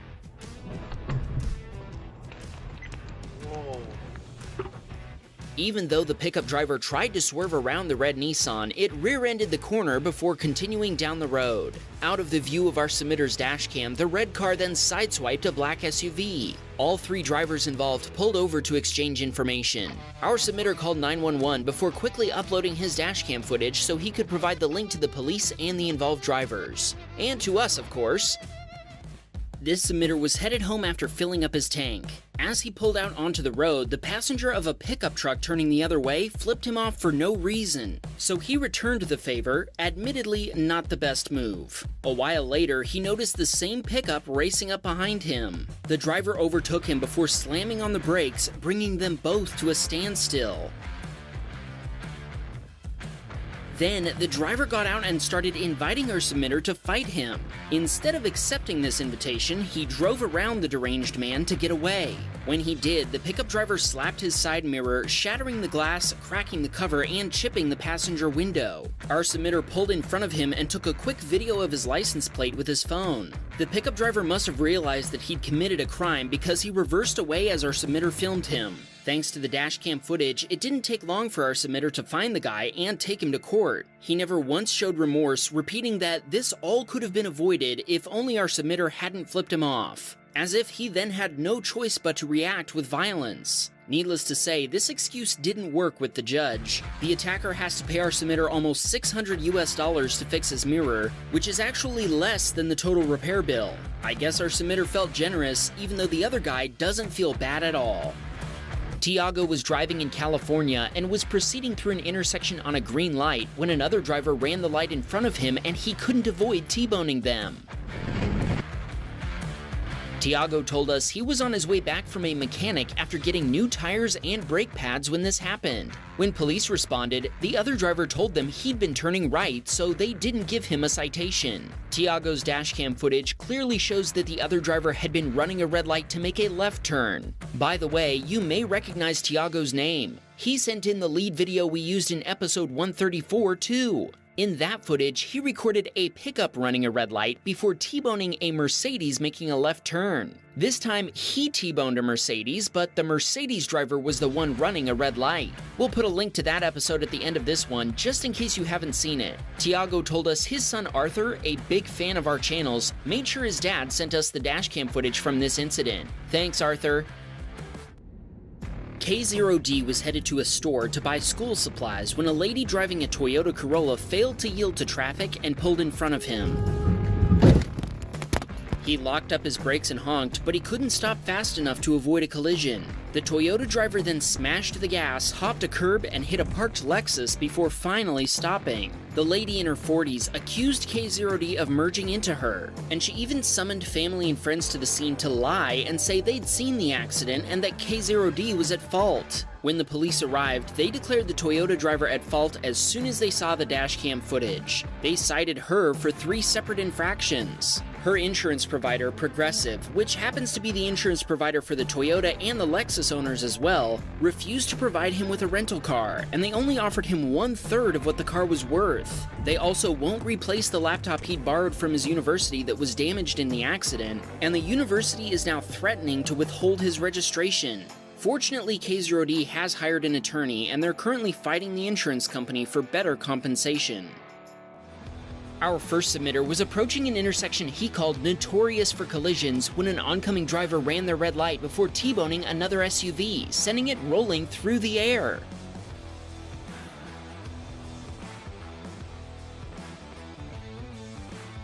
After the impact, the Jeep rolled onto its side, and we can actually see the airbags on the passenger side inflating moments before the Jeep lands. Our submitter rendered aid while his wife called 911. With the help of bystanders, he helped the Jeep driver out and made sure nobody was injured. First responders arrived 5 or 6 minutes later, but our submitter told us the driver of the red SUV admitted to exceeding the 35-mile-per-hour speed limit by 10 to 15 miles per hour before the police arrived. He later sent a copy of this footage, which clearly shows the red SUV running the red light, to the Colorado Springs Police Department after they requested it.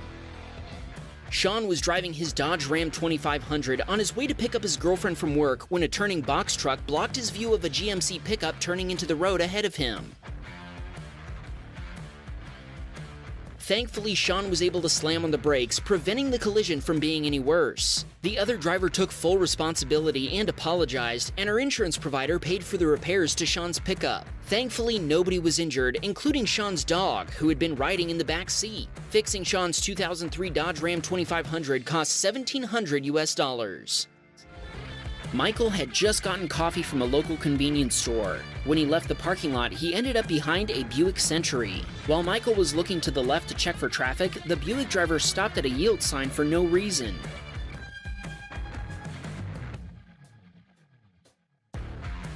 He hit the Buick at about 20 miles per hour, denting the rear bumper cover and taking out his own front bumper cover and headlight. The Buick driver told him at the time that he wasn't injured. Later, the Buick driver claimed he was injured and tried suing Michael for $500,000 in damages. His insurance provider eventually settled with him for $15,000 to avoid further litigation. Anthony was driving down a Connecticut highway when he watched a mobile crane collide with an overpass right in front of him.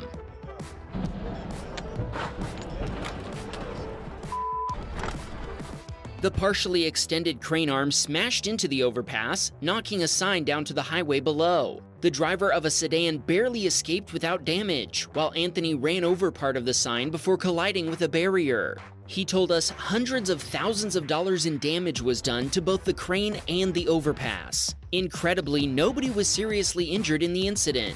Anthony's insurance claim is still being processed. I was driving my Hyundai XG350 along one day with my wife Melissa in the passenger seat when I slowed to a stop to make a left turn across traffic to get to my house just 2 blocks away. The driver of a pickup truck behind me wasn't paying attention and rear-ended my car at about 35 miles per hour. Luckily, my foot was already on the brake, so I didn't get pushed into any oncoming cars. I pulled off the road and helped the pickup driver get out of the road so we could exchange contact information. Melissa called 911 and the fire department came and checked everyone out. Really bad whiplash. She'd hurt her neck and I'd hit the bill of my hat on the steering wheel, which left a small cut on my forehead. I'd also hurt my neck and back, but fortunately nobody needed to go to the hospital. I was able to drive my car the remaining 2 blocks home, but it was totaled. The pickup driver's insurance provider paid for the car and for our medical treatment. After the accident, the pickup driver tried telling his insurance provider that the accident had been my fault because he hadn't seen me, as if that was somehow my fault. After I sent my dashcam videos to both insurance companies, they ruled 100% in my favor and found the pickup driver to be fully at fault. I know my car looks weird, so let me offer a little explanation. I used to produce an audio podcast called Foamcast Radio all about the Nerf Blaster hobby, and I decorated my car to promote it. You can still go listen to the podcast, by the way. Someday I might even make some new episodes. Randy and his wife had just left an ice cream shop when the driver of an Audi sped past them, and Randy could already tell something terrible was about to happen.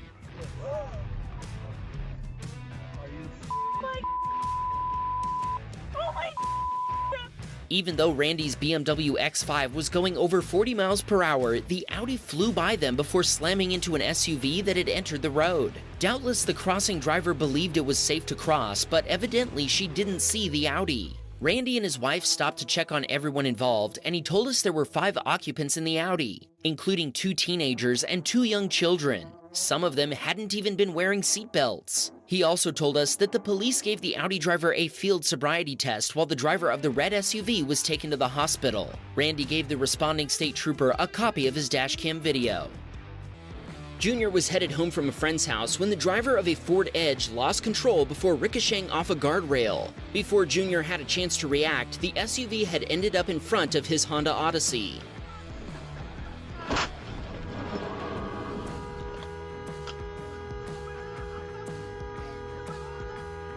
Junior told us the SUV was behind his A-pillar, and he only remembers the airbag suddenly activating as he T-boned it. 5 occupants, including a child, jumped out of the SUV and ran away before Junior was able to reach them.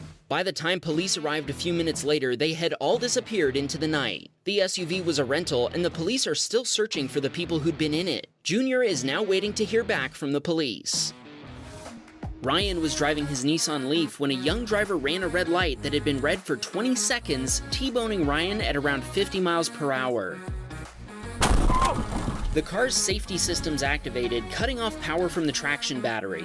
Ryan's wife was knocked unconscious, and a Good Samaritan helped them both out of the car. They live only a few blocks from where this happened, so one of the responding police officers gave them a ride home.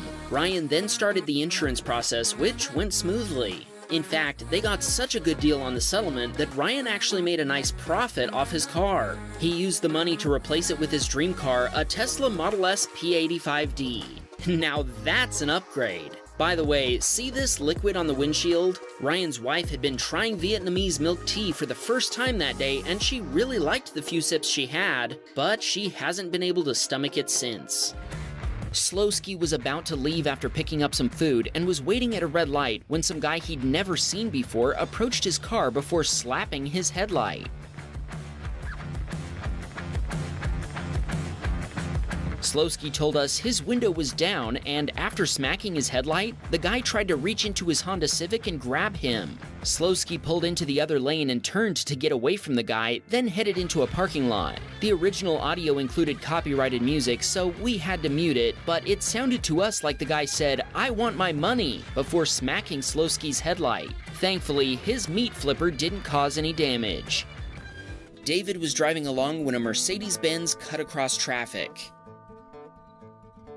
David tried to slam on his brakes at the last minute, but so did the driver of the Mercedes, and he hit its right rear wheel. David said the Mercedes wasn't going to be a problem until it started stopping in his lane. Until then, he thought the driver was making a left turn into the lane next to him. The passenger in the Benz was shaken up, but she didn't require transportation to the hospital, even though she did file an insurance claim for a neck injury. David was alone in his truck, but he had his dash cam as a witness to the accident. The police gave the other driver a ticket at the scene, but David was later called into court because she decided to fight her ticket. She produced David's dash cam video as evidence that she did stop at the stop sign. The judge agreed that she'd stopped, but added, "You then pulled directly into traffic." Her ticket was not dismissed. David's insurance provider wanted to total his truck, so he decided not to proceed with the claim and fix the truck himself. Jonathan's mother and daughter were driving down a Texas highway in her Lincoln Navigator when traffic suddenly slowed way down, and the driver of a pickup hauling a Lexus SUV on a trailer had nowhere to go.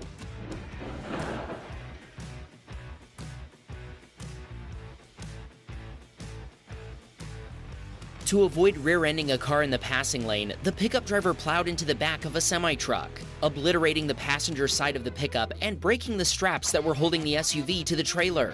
Jonathan's mother immediately called 911 to report the collision, then provided her contact info to the involved drivers so they could contact her for her dashcam footage. Incredibly, there were no serious injuries. Who do you think is at fault in this scenario? Should the pickup driver have left himself more follow distance? Should the car driver have given themselves less? Did the pickup driver do the right thing by rear-ending the semi? Give us your expert opinion in the comments below. Ruben watched the driver of a Honda race a yellow light and get awarded the T-Bone Trophy. Honda bumped! Honda bumped! A turning Toyota got Honda bumped by the speeding Civic and got a furrowed fender and a dented door. Ruben stopped and offered his dashcam footage to both drivers and the police, but they all turned him down. Tony was waiting in a left turn lane for his light to turn green so he could make a U-turn. When it did, a pickup driver in the oncoming turn lane ran his red light to go straight. Tony had been watching for anyone who might make a right on red and cut him off, and he hadn't been expecting the pickup truck to go straight from a turn lane, let alone run a red light. The security guard driving the company pickup claimed Tony had been at fault and that he'd had a green light. Even when Tony told him he had a dash cam, he refused to admit to any wrongdoing. Ran a red light and I have it on video. When the police arrived, they were all ready to cite Tony for making an improper U-turn, until his wife arrived with a laptop so he could show them his dashcam footage. They then immediately cleared him of any fault and commended him for having a dashcam. His insurance claim is now pending, and he's waiting to see if his Hyundai Santa Fe will be repaired or if it's totaled. Aaron was on his way back to work after lunch when he spotted the driver of a Kia Seltos slowing down for a green light. Watch what happened when they suddenly turned left across 3 lanes.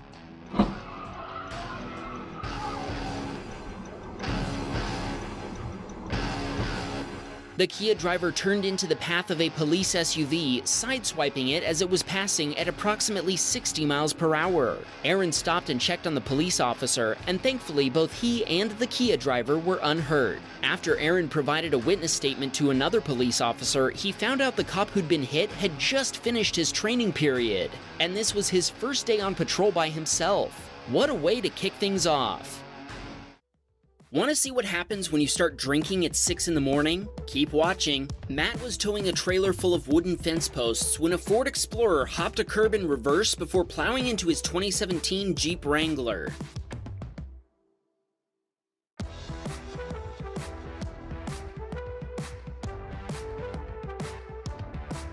The Explorer driver claims he got his foot stuck under the brake pedal, evidently with his other foot smashing the accelerator. While in reverse, the Explorer bounced off a Cadillac before jumping the curb, destroying a section of wooden fence, and finally slamming into Matt's Jeep. He continued flooring the gas for 30 seconds before finally turning off the car. For his part, Matt had seen the out-of-control SUV and had stopped, but he had no time to back up, especially considering that he was pulling a trailer at the time.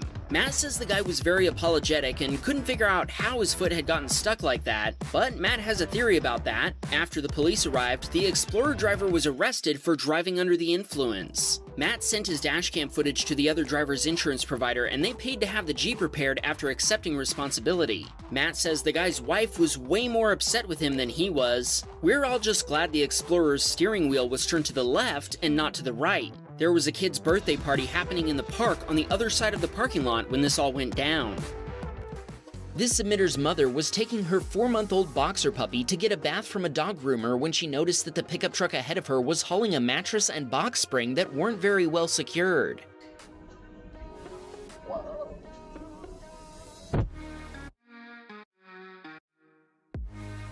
Before she had an opportunity to pass the pickup, the bed went flying out of the bed and she wasn't able to avoid running into the box spring. The pickup driver was very apologetic and accepted full responsibility. Thankfully, nobody was hurt, and so far, the pickup driver's insurance is handling everything. Our submitter asked us to shout out his mother for staying calm and his son Rowan, who enjoys all the Wham Bam channels.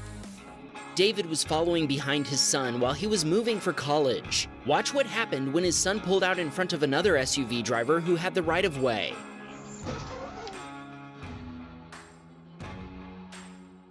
The other driver wasn't able to stop before T-boning David's son's Chevy Traverse. The white SUV was occupied by a mother and her daughter, and David's son also had his dog on board. Amazingly, there were no serious injuries. That crash looks brutal, and we're guessing both vehicles were totaled by the impact. We're glad that everybody was okay, including David's dog, and we hope this incident didn't affect David's college plans. This emitter was headed to his brother's house.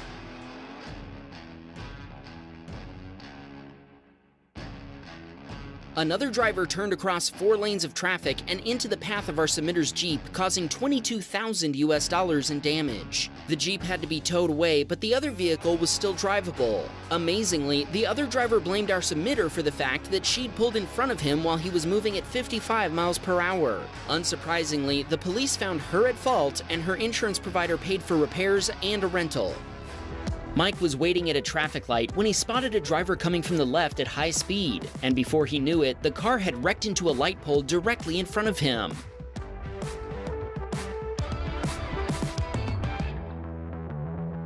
The impact caused the car to roll over while the light pole came crashing down in the street. Mike called 911 before checking on the driver of the car, then waited for first responders to arrive. When police arrived, Mike shared his dashcam footage with them. An officer estimated the other driver's speed at 45 miles per hour at the time of the collision, a touch over the 30 mile per hour speed limit. Mike said the driver claimed his accelerator pedal had gotten stuck, causing the collision. Mike also thanked us for our videos and told us our channel is the reason he got a dashcam. We've got 19 more dashcam videos coming up, so hit that subscribe button and let's keep rolling. Morgan had just finished making fun of what he calls a goofy paint job on the Nissan in front of him at a traffic light. As the Nissan driver accelerated away, racing another driver next to him, he lost control and left the road. Oh my. We need to stop. We need to stop.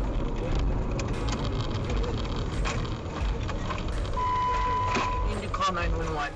Morgan immediately pulled over, calling 911 while his wife ran to render aid. The driver who'd been racing the Nissan then accidentally put his car in reverse before getting out and had to climb through his window to get to the brake. Morgan told us the Nissan driver wasn't seriously injured and was treated by paramedics for a tiny scratch on his head. Police wrote him a citation after he admitted to driving recklessly. The other racing driver noped out once it was clear the Nissan driver was okay. Morgan gave the police a copy of his dashcam footage, but he never heard anything back from them. He told us that after this incident, they've upgraded their dashcam to 4K, a decision we definitely support. If you need a high-quality dashcam for your car, links to our recommendations are in the video description. Eli was killing time reading in his Kia EV6, which was parked on the side of a road in San Diego. Suddenly, the driver of a Hyundai Santa Fe slammed into the back of his Kia at full speed.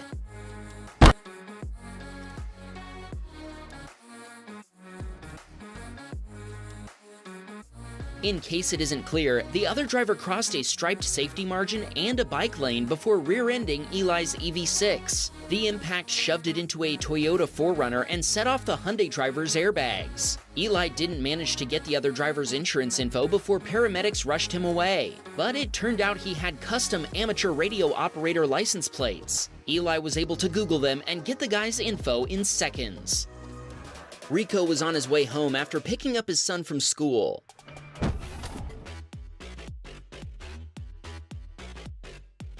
As he made a protected left turn through an intersection, his Ford F-150 was suddenly T-boned by a red light runner from the left. The driver of a Ford Mustang had mistaken Rico's truck for a crowd of bystanders and slammed into the side of it. After Rico's insurance provider was quoted $45,000 to fix the damage, they chose to total rather than fix it. The 2022 F-150 Lariat was Rico's first new vehicle, and he only got to drive it for 9 months. He wanted to shout out his son Jericho, and he told us they're both huge Wham Bam fans. Nelson was driving down a California highway when he encountered a CHP traffic break, which is when a patrol vehicle drives back and forth slowly across all lanes of a highway to slow down traffic for an incident up ahead. Nelson and most other drivers noticed the sea of red brake lights ahead and came to a stop, but one driver behind Nelson wasn't paying attention and rear-ended another vehicle at highway speed.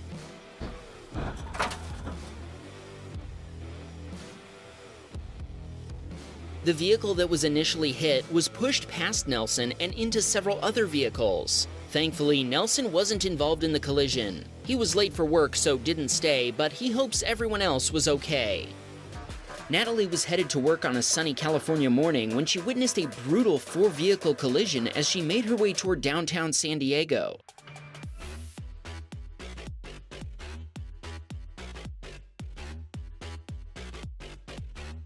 When traffic in the passing lane came to a stop, the driver of a Ram pickup didn't react quickly enough before plowing into a car. The car was pushed into the back of an SUV, which lifted off the ground as it spun. The SUV then collided with a Tesla Model 3. Natalie pulled over to assist the victims, and she told us she had to pry the white car's door open so the driver could exit. Thankfully, nobody was seriously injured. Natalie gave her contact info to the responding police and provided copies of her dashcam footage to the involved drivers. She thinks the car and the SUV were probably totaled by the collision. Allie was on her way home from a job interview when a pickup truck ahead of her suddenly lost control and went tumbling down the highway before coming to rest upside down.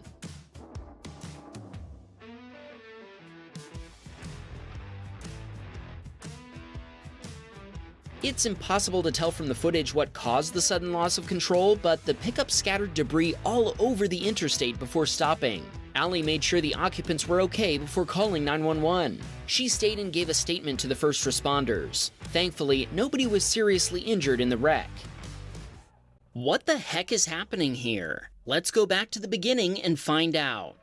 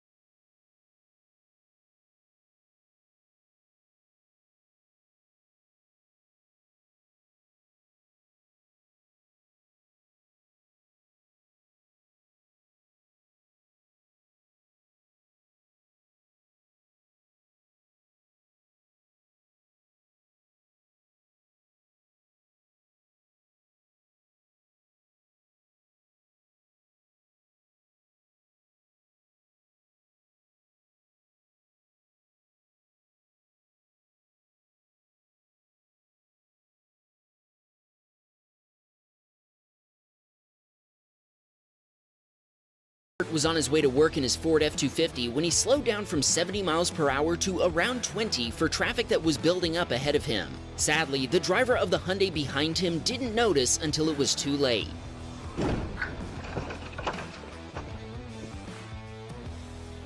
The Hyundai driver had tried to swerve into the breakdown lane before rear-ending Robert's truck, sending the car tumbling before it came to rest upside down. Robert immediately called 911 before assisting the occupants. Multiple other drivers stopped to help. Thankfully, nobody was seriously injured in the brutal collision. Matthias was driving his Honda Accord in Royal Oak, Michigan. There was heavy snow, and traffic was starting to pile up on the highway. A Chrysler was going way too fast, and in an attempt to avoid hitting a Cadillac Escalade, the driver overreacted and hit the truck in front of Matthias instead. Matthias never hit the brakes since he knew it wouldn't help, and instead decided to slowly steer in an evasive maneuver. Once he'd cleared the Chrysler, he hit the gas and steered to the right to gain traction and was able to dodge the Ford Focus. Alright. We agree with your passengers, Matthias. Nice driving. You guys okay? Yes. Mounish was taking his wife to the airport with his brother along for the ride when his Dodge Durango was T-boned by a school bus as it ran a red light.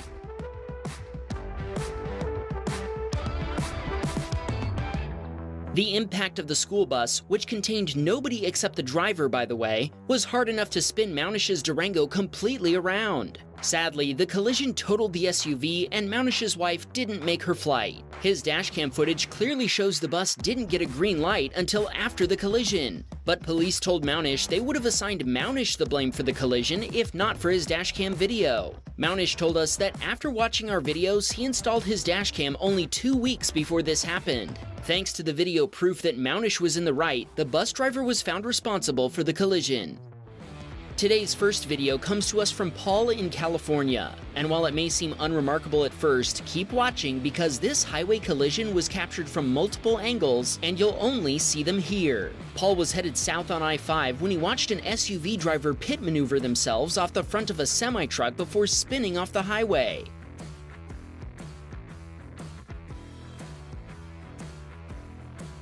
Paul called 911 and reported the collision, then contacted the trucking company to provide them with his dashcam footage. The company then gave him a copy of their own footage, along with permission to share it with us. The trucker's perspective reveals that the Buick SUV actually slammed head-on into a culvert ditch after leaving the interstate. Ouch! Paul didn't tell us if anyone was injured in this collision, but based on the footage, we're guessing that Buick is down for the count. We absolutely love being able to watch things captured from multiple viewpoints. If you do too, hit that subscribe button, and let's see if we can reach 500,000 subscribers by Christmas. This submitter was driving in India with his mother, and traffic was at a standstill. Suddenly, the trunk of the car in front of them popped open. The submitter honked in an attempt to get the other driver's attention, but this didn't work. Just as his mother was about to step out of the car and close it for them, the driver of the other car jumped out. He went to the back of the car and opened the trunk, where a man was sleeping. They had a quick chat, and apparently the guy asked what all the commotion was about before going back to sleep. The submitter stopped honking, and he and his mother sat there in shock before they started laughing at what had just happened. Nico was driving through Vegas when 3 street racers went flying past him on the highway.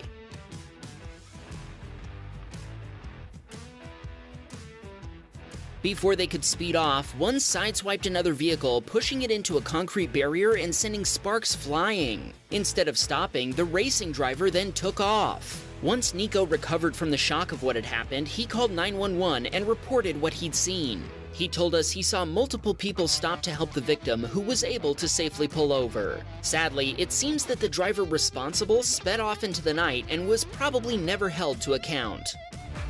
Ron and Ralph were driving through Sebastian Inlet State Park in Florida when they watched another driver lose control, collide with the median barrier, then roll her car repeatedly.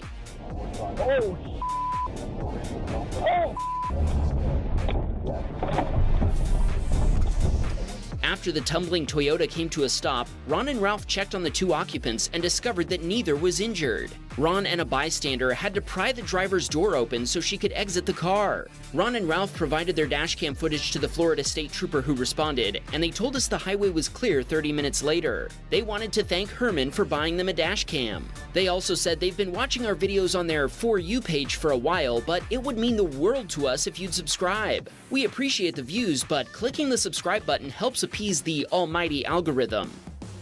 Param was driving through an intersection with a green light when the driver of a pickup truck from his left drove through his red light, T-boning Param's Hyundai Elantra.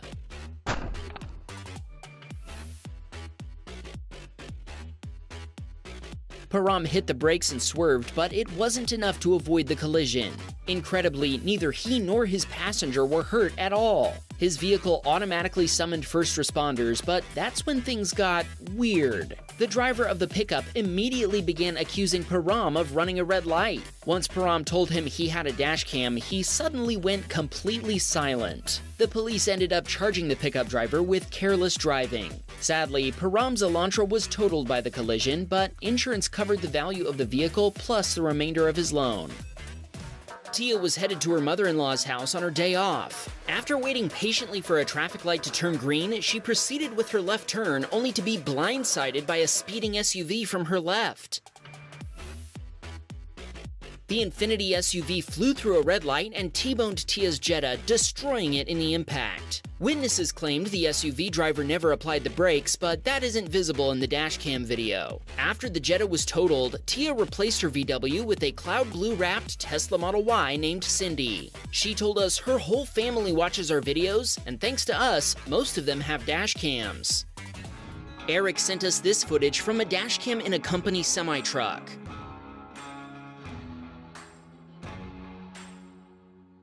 Eric told us this truck was being driven by Quincy, who wasn't hurt when an oncoming semi was hit by a hydroplaning SUV, sending it into the temporary median barrier. The impact sent the Jersey barriers sliding into Quincy's lane, where they were struck by a car that had been passing Quincy's Peterbilt. The highway was shut down for cleanup, and Eric told us police responded in under 5 minutes. Tiago was driving his Mitsubishi Outlander when he turned left through an intersection. The driver of a pickup truck approaching from his left barreled through his red light and T-boned the Mercedes SUV right behind him. I was headed for. Oh my gosh. Today. The speeding pickup flew past the stop bar and into turning traffic, slamming into the SUV but missing Tiago's. He said he checked the local police department's website, but nothing about the collision was reported. Tiago told us he and his son Arthur are big Wham Bam fans, and they watch our videos every Sunday. If you're a fan, make sure YouTube didn't unsubscribe you so you won't miss our weekly uploads. Watch what happened to Brad one night as he sat patiently at a red light.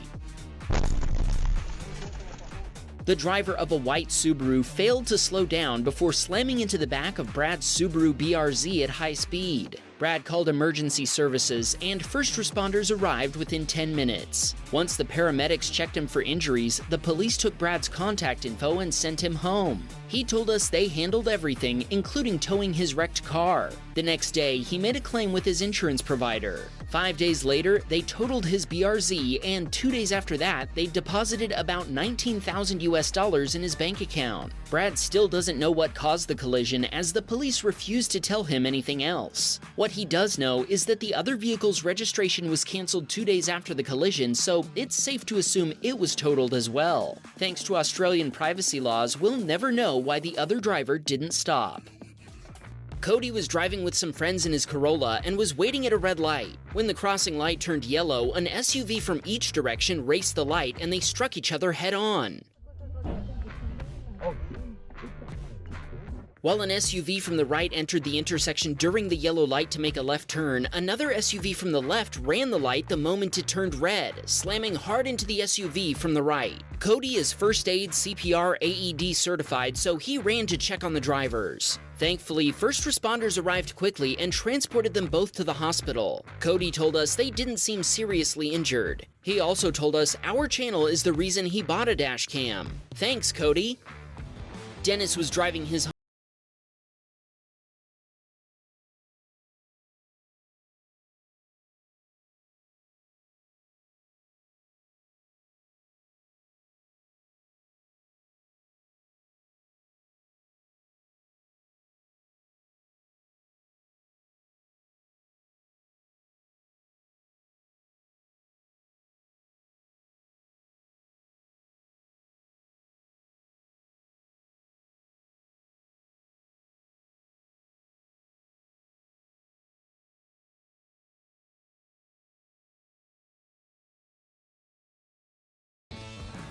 Panda and Penguin were on their way to work one morning.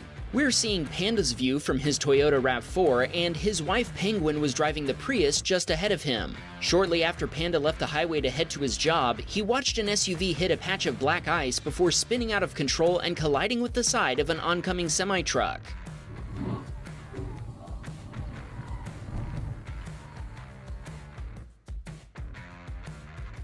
The front end of the white SUV was obliterated by the impact with the semi's trailer. Incredibly, no other vehicles were damaged, not even another SUV whose driver had to hop the curb to avoid getting hit. In addition to Panda, 3 other drivers stopped to render aid. The trucker let the driver of the white SUV sit in his truck to stay warm until first responders arrived. Thankfully, she wasn't seriously injured. Panda told us he provided a statement to the police as well as a copy of his dashcam footage.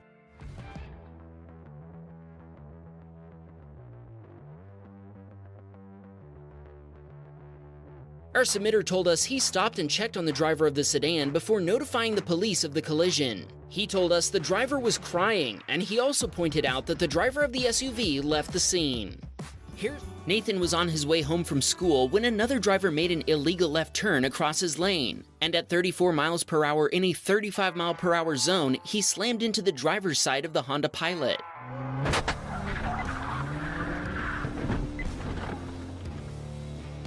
Police responded to the scene, and Nathan provided them with a copy of his dashcam footage to use as evidence in their investigation. The insurance company totaled his Ford Mustang after seeing the same footage. Nathan pointed out that he was using the dashcam model we recommend, and he gave it credit for the fastest insurance resolution he's ever experienced. He replaced his wrecked car with another Mustang a week later.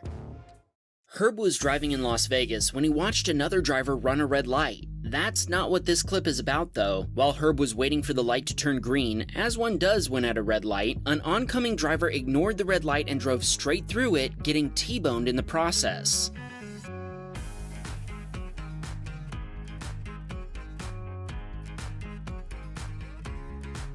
The vehicle kept rolling after the impact, slamming into Herb's Nissan Frontier. The Chevy was a rental and the driver was drunk. When the police came, he didn't remember running the red light and told them that he'd been run into twice. The airbags in Herb's truck had deployed and all 3 vehicles had to be towed. Fortunately, there were no major injuries. Herb asked us to shout out his wife Jessica and her friend Jennifer. They both love the Wham Bam channels and can't wait to upgrade to Teslas someday. Mark was driving a tow truck, which was pretty convenient considering what he witnessed. The driver of a pickup made a last-minute, high-speed exit before briefly losing control and hitting another vehicle.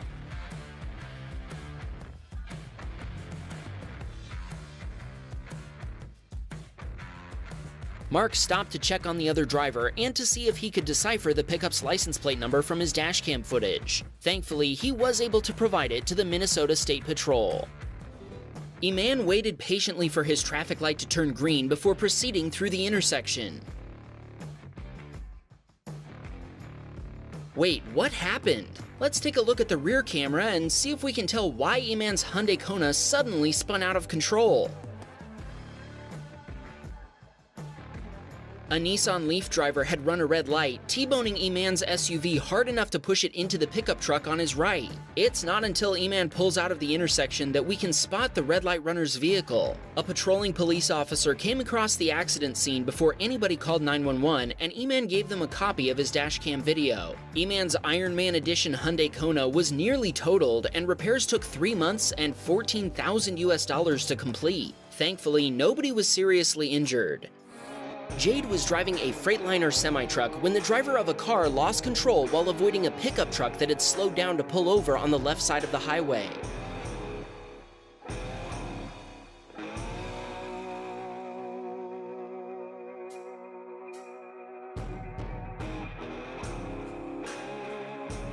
Jade told us the driver of the pickup was stopping to see if the driver of the white car needed help. Jade had seen the driver of the gray car on his phone before losing control. Jade stopped to check on the driver and he was fine. Luckily, Jade's trailer was empty at the time, or else the truck might have been too heavy to slow down so quickly. The driver of the white car fled the scene and was never found. Steven was waiting to turn left at a red light when he watched another driver run their red light, T-boning a car and pushing it into Steven's Trailblazer. The car that was T-boned was being driven by an elderly gentleman, and he sustained moderate injuries. Neither Stephen nor the woman who had run the red light were hurt. All three vehicles were heavily damaged, but Stephen is still waiting on repairs and doesn't know how much the final bill will be. This is just another reminder of why you should always stop at a red light, even if it has only been red for a second. Wham, bam, we got a Patreon man. Please support the show.